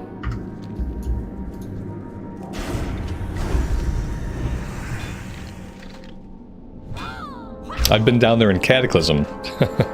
I don't think I've ever been down there in Era.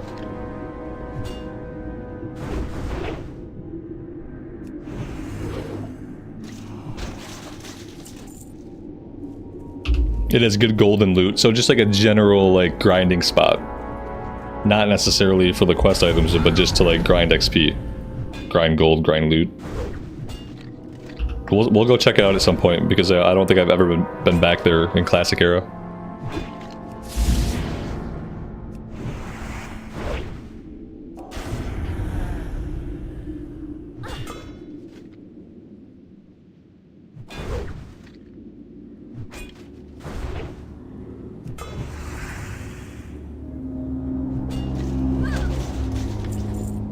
There's always a lot of bots there. That's how you know it's a good grind spot, when there's lots of bots.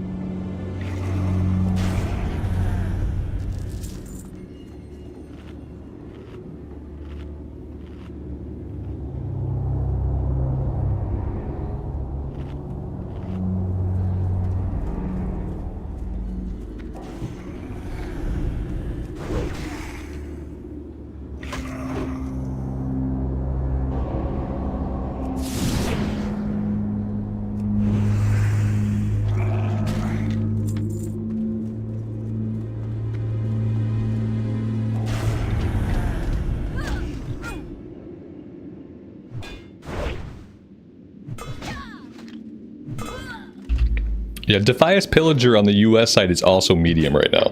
Yeah, that's why I started like thinking about hardcore and wanting to maybe do a No Death November. Is even Defias Pillager here in the US is also medium.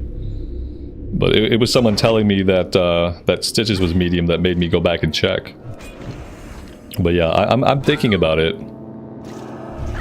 It would be interesting to be able to play like when I typically play, but also have that be prime time for the server.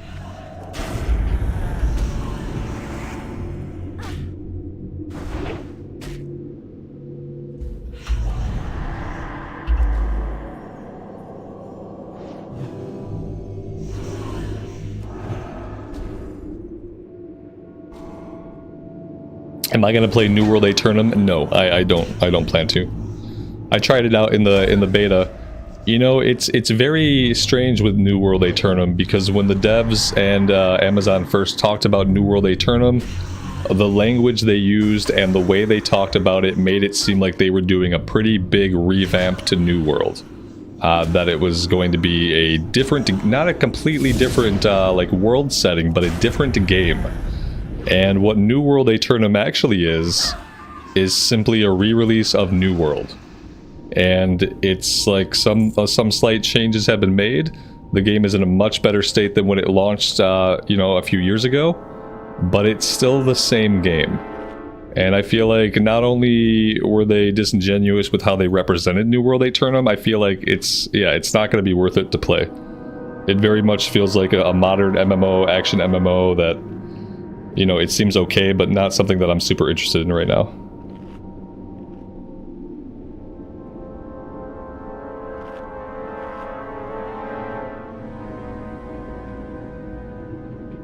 Devil Biss, thank you so much for the super chat. I appreciate that.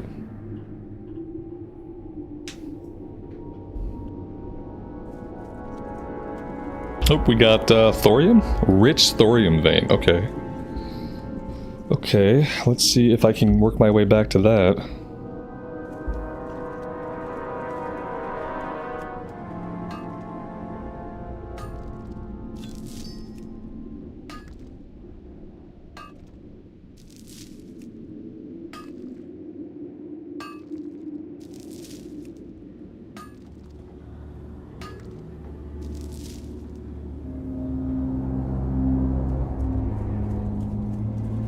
Yeah, it was a re-release to get it onto consoles. That's what New World Aeternum is. New World Aeternum is a little bit of streamlining, a couple of changes, and basically it's a re-release to get it into the hands of console players. Which is fine, but when they talked about it, when they first announced it at the game show, whatever game show it was, they represented it as something much different.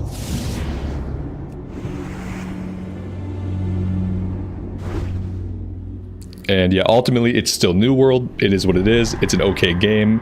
It's not super interesting from like a gameplay perspective, and I'm not gonna spend my time on it.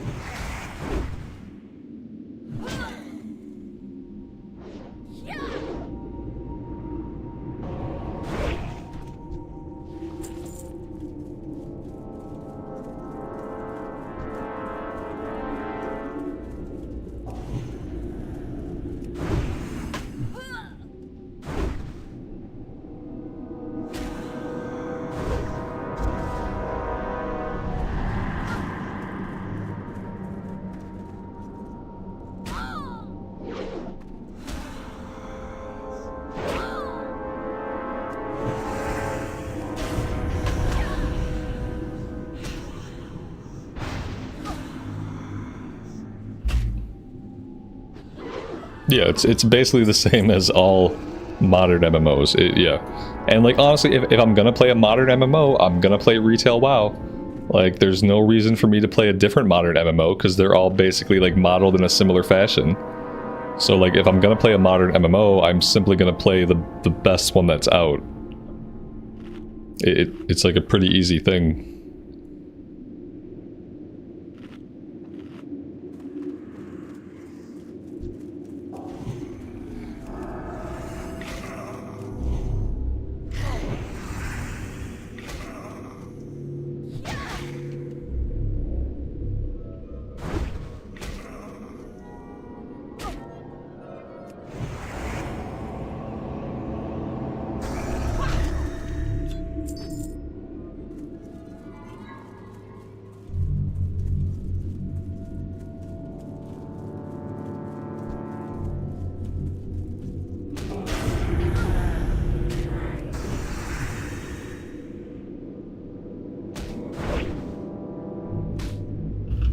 Wix, get some sleep, man. You believe it or not, you do need sleep.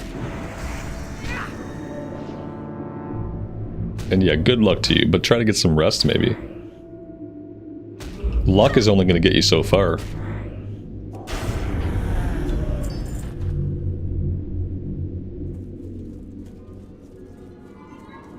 I did come up here with the intention of finding Nerubians. Here we go. We got 1 Nerubian and 1 Dark Adept. Let's not attack them at half health, half mana.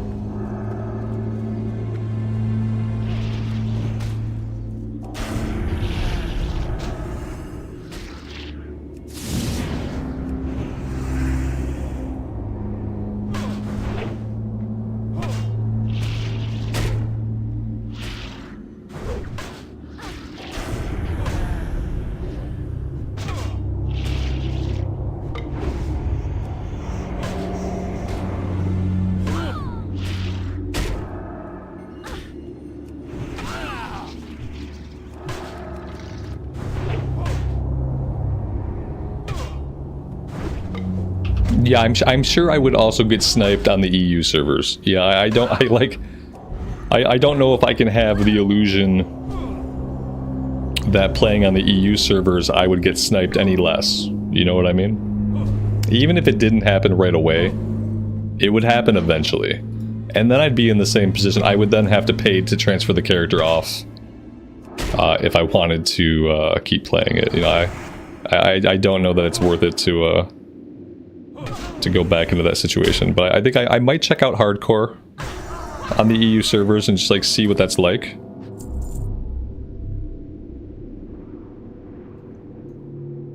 And then kind of go from there.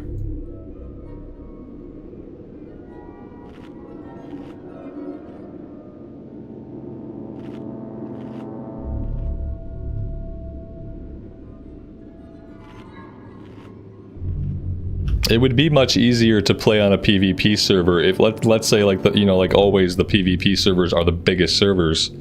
It would be much easier to do that in like a different era of the game, like in the Cataclysm era, something like that, where yeah, if I'm getting stream sniped, then we can just queue up for dungeons and we're guaranteed like content to do to keep progressing.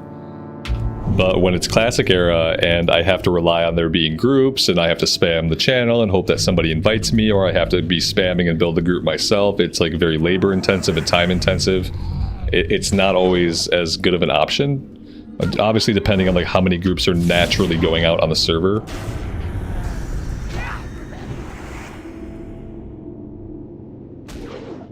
I had a lot of fun in World PvP. Yeah, it was a lot of fun.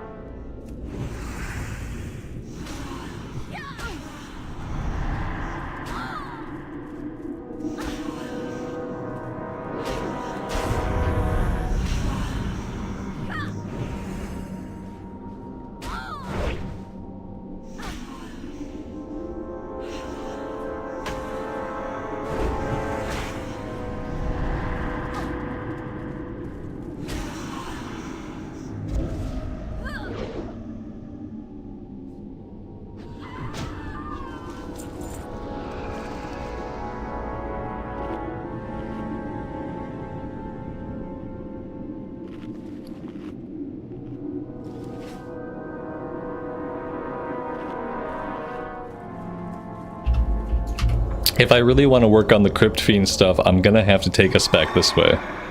This is like the only place that I've seen a lot of Crypt Fiends like hanging out in an area and then like having a respawn rate that will let us actually farm them. So I'm gonna head back here. Once we get back here, we'll kind of fight our way back. I would just kind of keep grinding a little bit today. I know we're not like focusing a ton of quests, but I feel like focusing one of these quests at a time and like grinding is probably the way to go for right now. We also have the option of going back to Winter Spring. We have a couple of quests we could probably finish up there.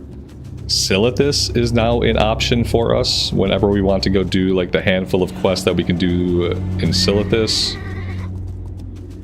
But besides that, it's like the Plaguelands and grinding.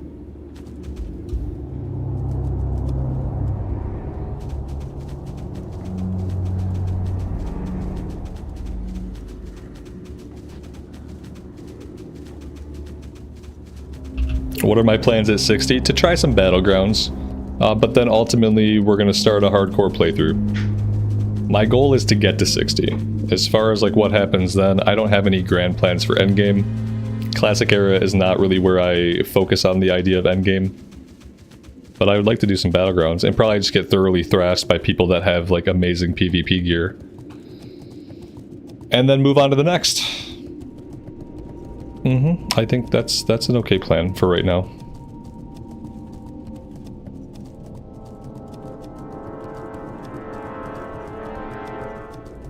That's why we've been talking about EU servers and like me playing on an EU server. If I'm playing during the middle of the day, that's prime time in the EU, and that kind of opens up like a better possibility for finding dungeon groups and finding raids. Whereas in the middle of the day, there's not always as much stuff going on. Like, this is as active as I've seen my LFG here on Mankrik. Oh, these are, and a lot of this, these are recruitment messages. A lot of them are recruitment. 8 PM server raid team, now recruiting. Looking for warriors, priest, holy paladins, next spot available, new players welcome. But here's the problem, I can't raid at 8 o'clock server time. And so the concept is, like, if this were 8 o'clock server time in the EU, that would be like in the middle of the afternoon, like right now for me. And right now would be a great time for me to raid. Because this is like when I play the game. So like in that future, there would probably be more of an opportunity for me to do that kind of stuff. But we'll have to see. I think I might test it out in hardcore and just make sure that like the millisecond lag stays under 300, that doesn't have any issues with like the gameplay, and just kind of like get a feel for the vibe. I've obviously only ever played on US servers, so I would have to see like what is the vibe like? Is it different? Is it the same? Like, am I even gonna notice? Has World Buffs populated anything yet? I don't know. I don't know. No timers. Yeah, it has. From what I can tell, it has not populated anything.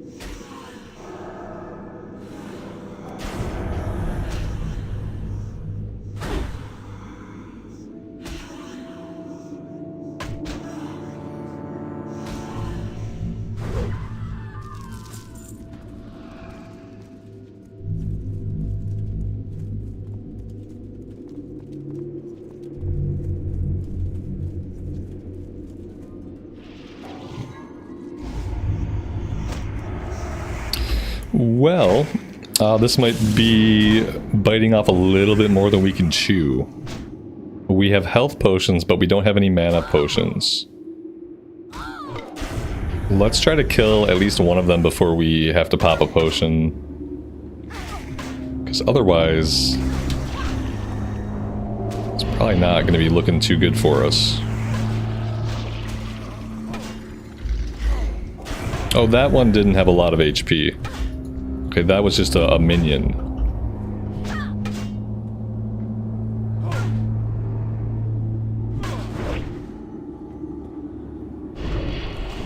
I'm like the Bob Ross of WoW. I've heard this before. I appreciate that.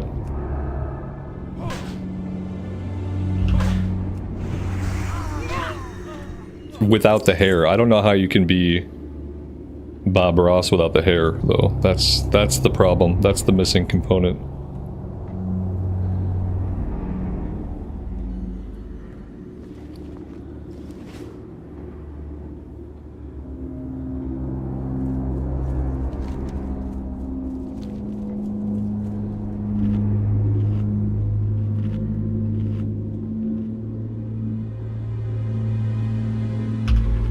I'm sure my name is already taken, yeah.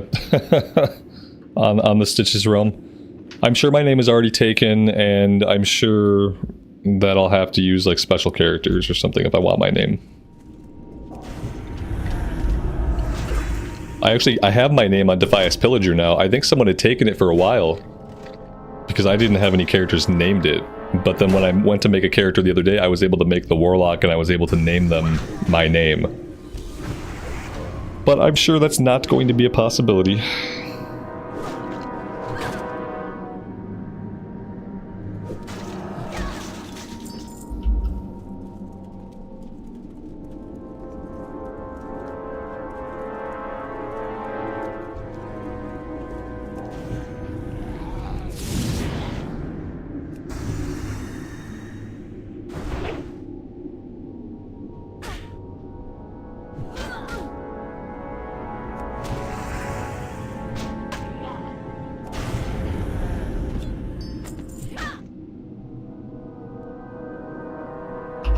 We found a Librum of Rumination. What is a Librum of Rumination?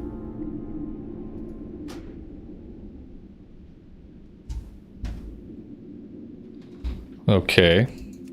Oh my god. What in the world is this? It's trying to lead me somewhere with pictures. I mean, I know where this is. So weird.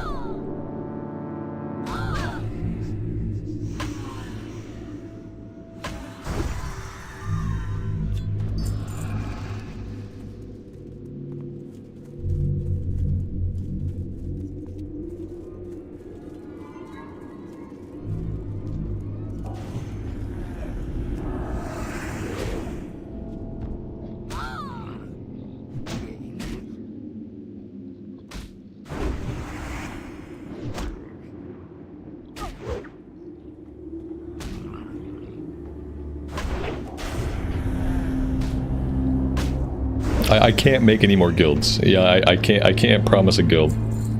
Because I don't think I'm allowed to make any more hardcore guilds. I already had 2 dead hardcore guilds.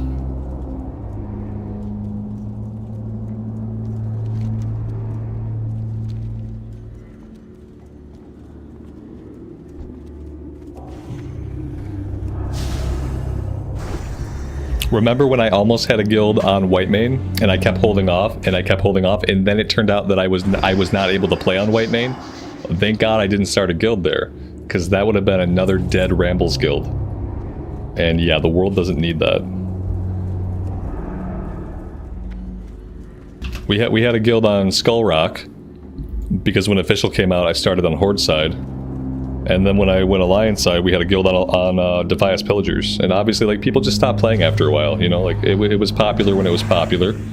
And while it was popular, lots of people were playing. And then after losing 27 characters, most people quit. And eventually the guilds are dead. The active guild is the Cataclysm Guild. That guild raids, like, almost every night, it feels like. I think most of the people in the Cataclysm Guild don't even know who I am. So it's working as intended.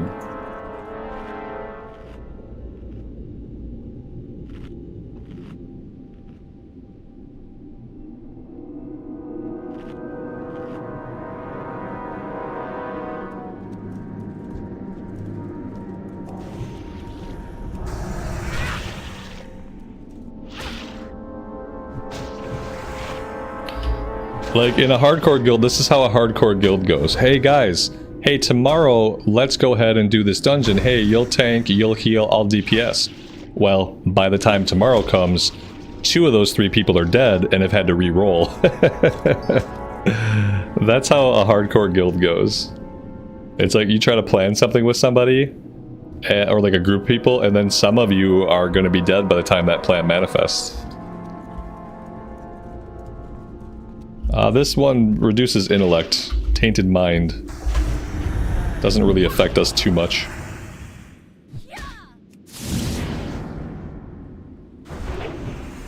You guys can make whatever guilds you want, yeah. I mean, I can't stop you from making a guild. But I can say, like, I don't condone this behavior.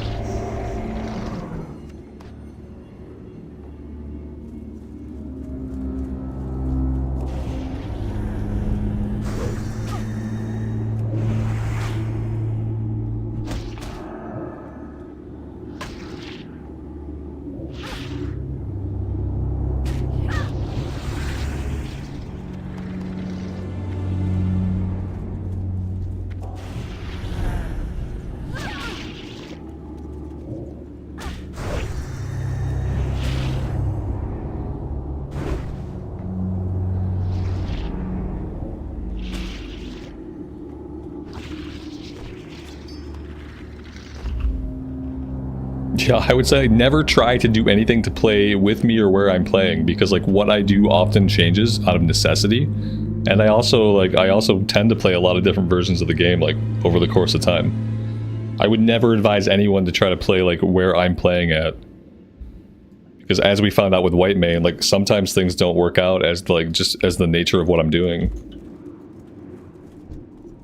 Which was the exact reason why I kept holding off on trying to make any kind of guild. Just waiting for the other shoe to drop. And it finally did. And it finally did.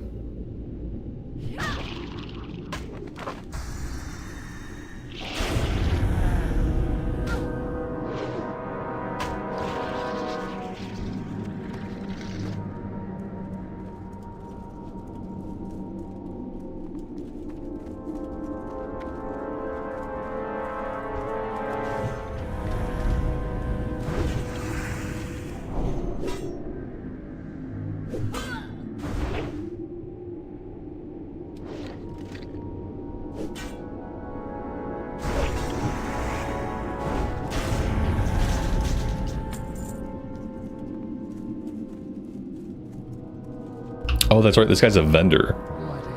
Purchase my junk. Okay, we didn't have a lot of junk.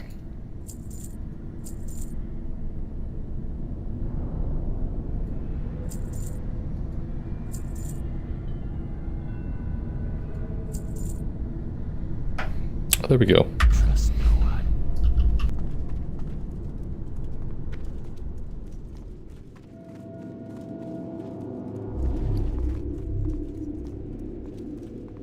So we're up to 6. It's obviously going to take a little while.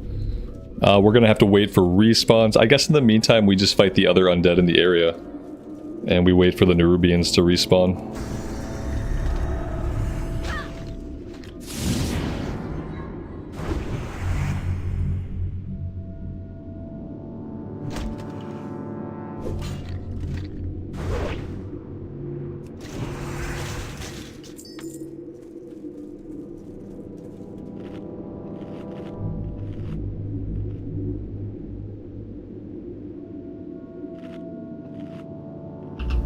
Am I going to look into the Darkmoon Fair trinket? I probably should, but look into it infers that I'll have to do some kind of research. And I'm like mortally adverse to doing research.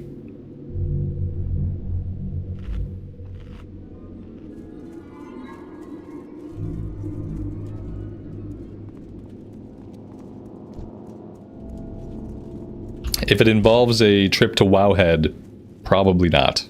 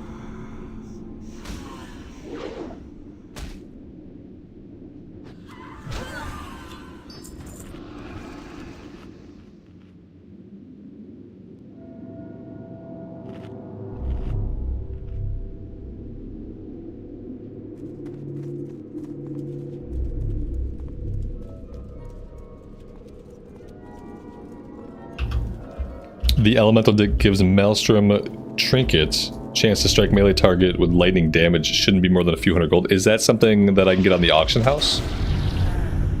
Or do I have to like do like a quest line for it and then pay 100 gold? Because if it's a trinket that only costs 100 gold, I can go buy it like today. Yes, maybe.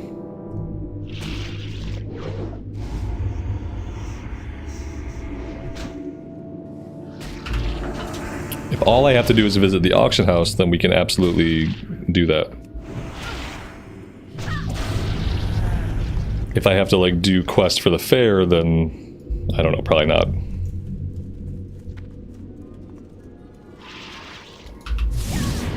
AH. Okay. I will check it out. I haven't looked for trinkets at all.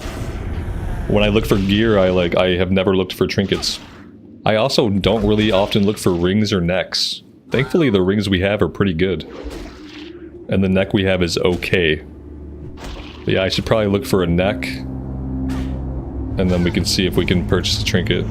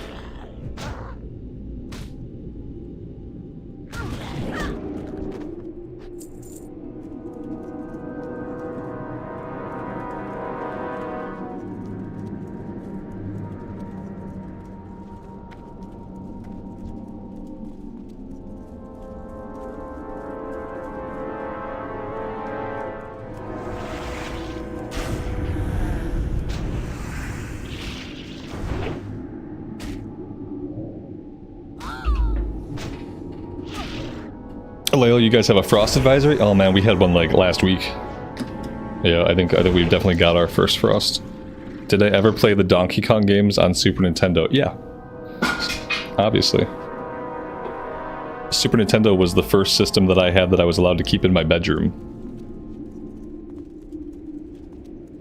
I think it was like my 12th, my 11th or 12th birthday I got a Super Nintendo.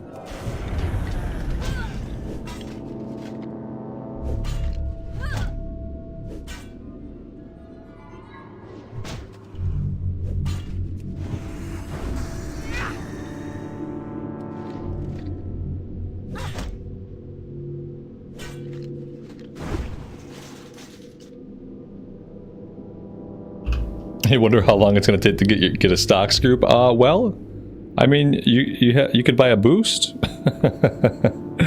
Other than that, it looks like it's going to take a while. Yeah.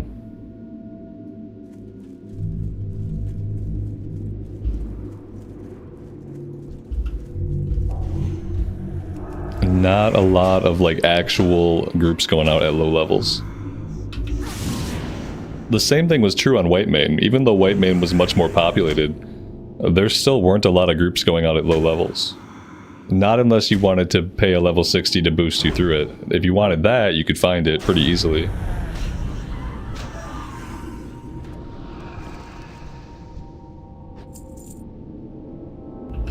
Can I join the strat group looking for DPS? Not as a paladin. Like, if I was healing, that'd probably be fine, but my DPS is going to be like infinitesimal is the scientific word for it.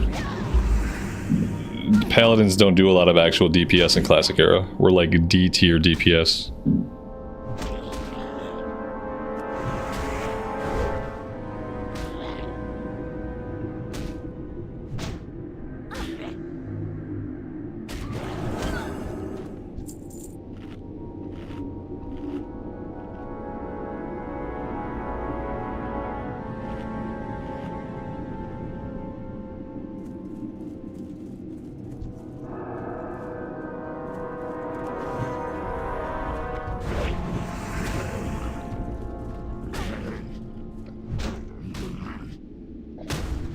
The Infernal Decimal. Yes, that too.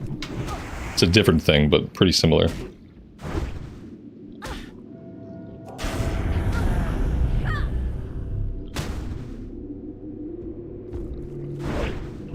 Yeah, the mana biscuits are good. I mean, they restore, like, the amount of health they restore is not very good, but they do restore our mana very quickly.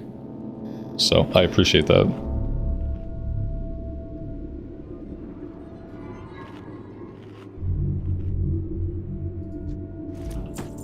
A traveler's backpack. A 16 slot backpack. That's probably the most valuable thing I found off a mob.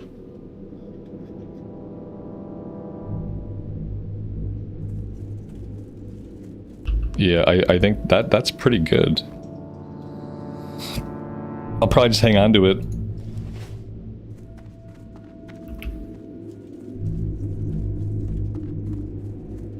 Definitely, obviously the biggest bag I've ever found. I think that's probably the biggest bag you can find, like, as a world drop.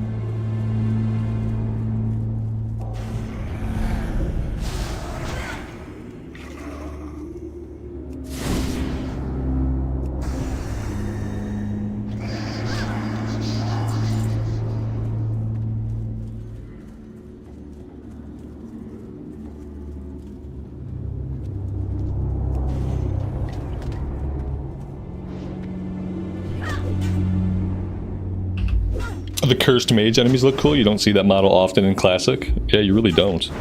The only place I can think that we see like a similar model would be in Tearsfall Glades. If you're Forsaken.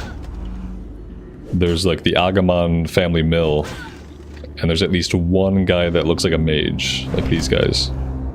Otherwise, you don't see them a lot. I remember seeing them, you see them more in Burning Crusade because they're also in the Blood Elf starting area. Or no, they're in the Ghostlands.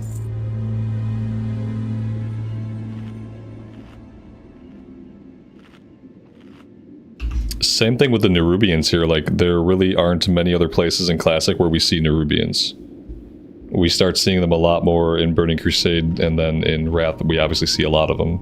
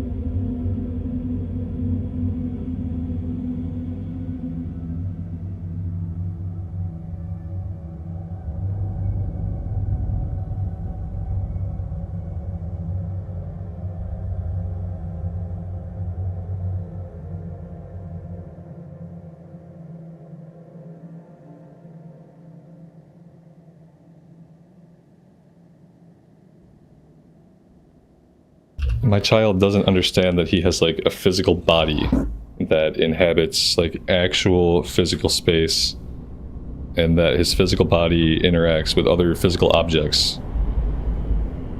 It's crazy.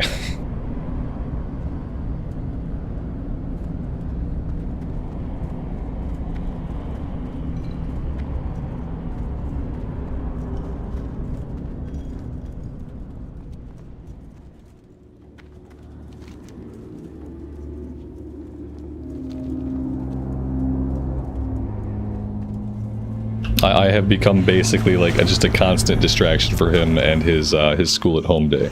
Like wanting to come in and then say hi to me and say hi to you guys has become just like a constant distraction for him.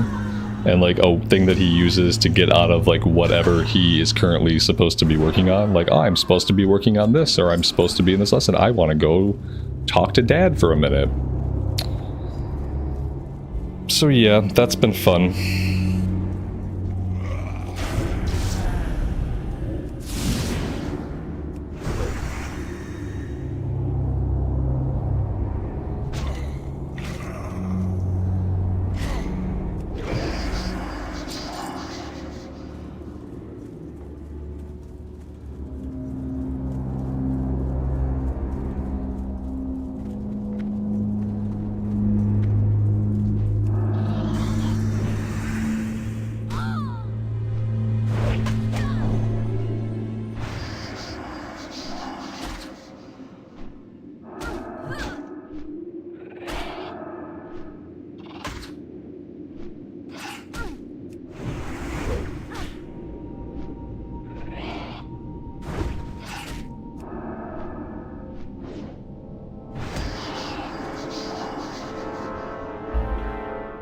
Yeah, well, I just tried to explain to him that he needs to, like, you know, just be conscious of, like, not only what he's saying, but also just be conscious of, like, your physical body.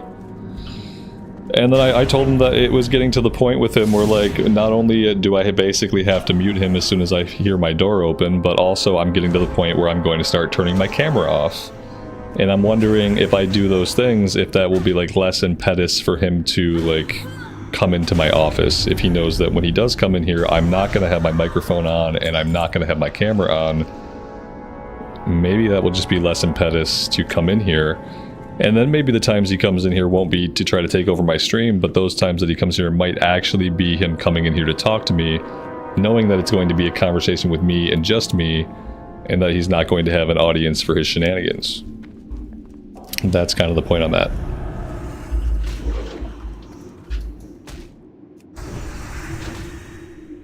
He won't knock on the door. No, I've gotten him to a point where, like, he stopped. He hasn't bursted in today like he's the Kool-Aid man ripping through my wall.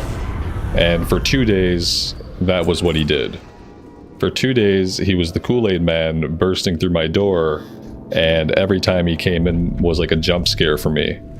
I finally explained to him that he was going to literally give me a heart attack and that would kill me. And then he has stopped doing that, but there is no knocking.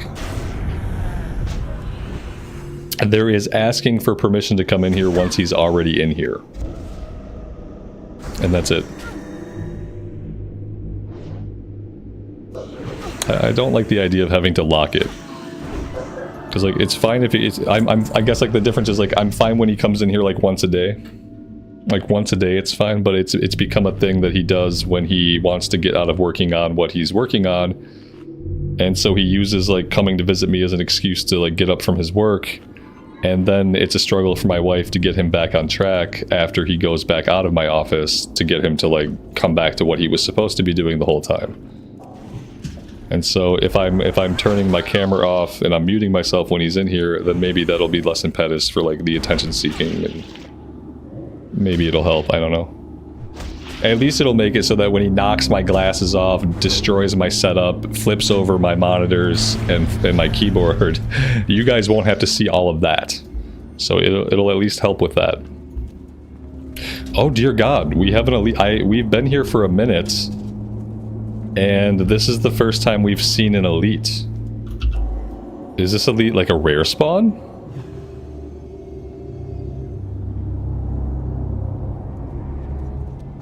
Yeah, shenanigans is what they do, but he doesn't have to be on stream in front of 130 people doing it. I guess that's the part that I can control. Like, I like to let him come in and say hi like once a day. I don't mind that, but we've gone a little bit beyond that, unfortunately.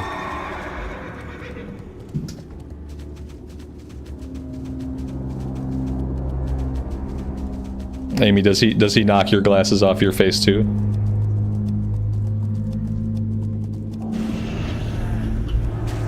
In front of 130 people? Has he done that? He has, I'm sorry. Because it sucks.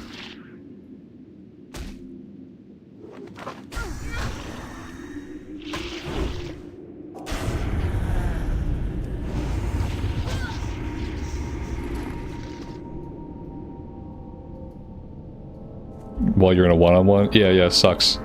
Not on camera though, so... If he punches you in the face and flips over your entire rig, like, at least it happens with, like, you know, some kind of privacy, I guess.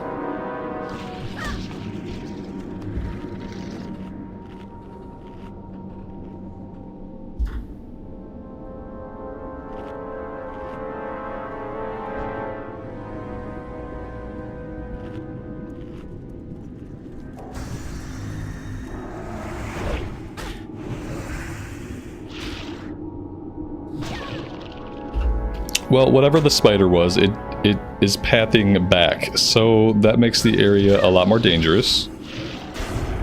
And what makes our job here a lot more difficult, we're up to 12 out of 30 for the parts. I don't know if this is something that we finish in one day, because the parts don't always drop, and there aren't always Nerubians to fight. So maybe this is something that takes several days.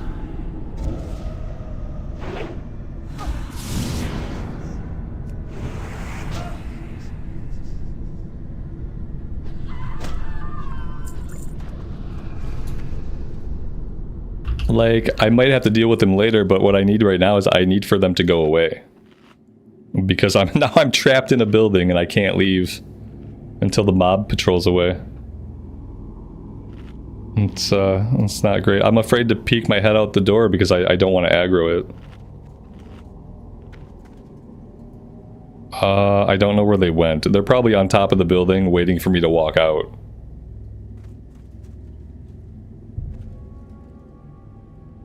Yeah, I don't trust this. It walked right up to the building. Where did it go?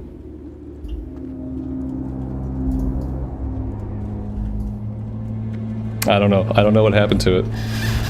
I'm sure it'll show up at the worst possible moment when we're fighting like 3 other mobs.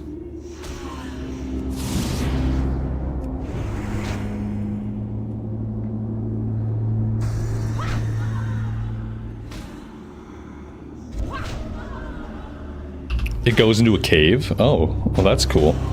I didn't realize there was a cave around here. Oh yeah, I guess there is totally a cave, like really close. I hope it like takes a long nap there, doesn't come back out for a while. Yeah, if I see it again, put a marker on it. Yeah, I should have put a marker on it right away.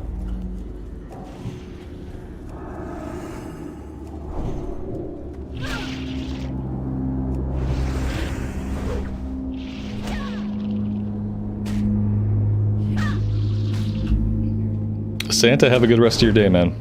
We'll see you next time.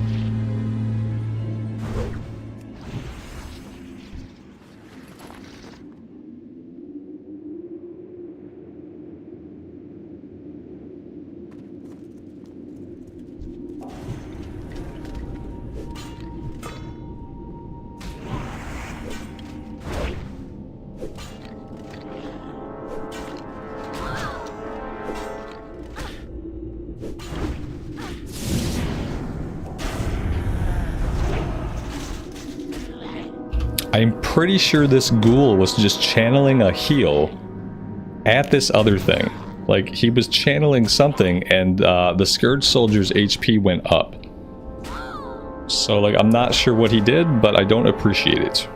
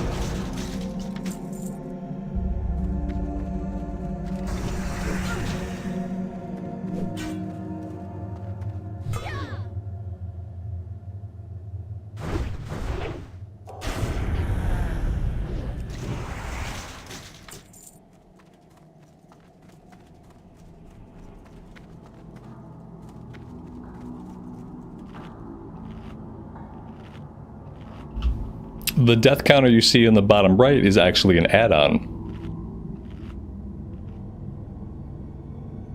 That counter got reset when we transferred from Whitemane over here to Mankrik.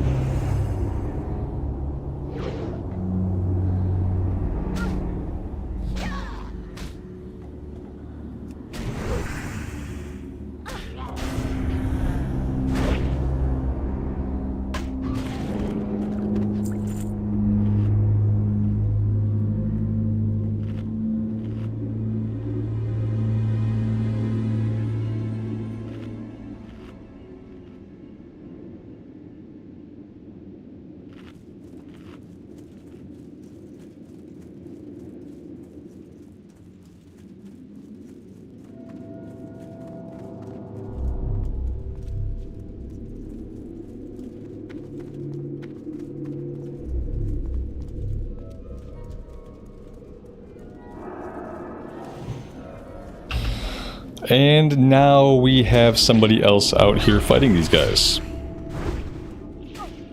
That is not good.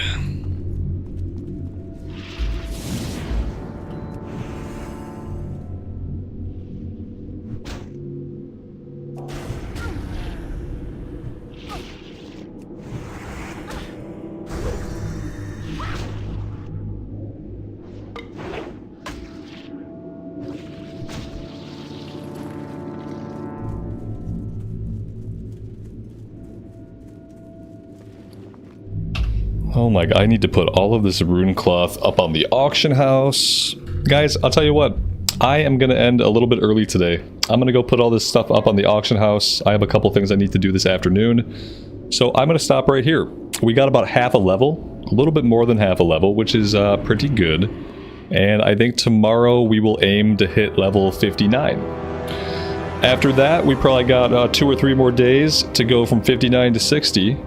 So yeah, that's what we have ahead of us. Look for neck and trinkets. I will try to remember to do that as well.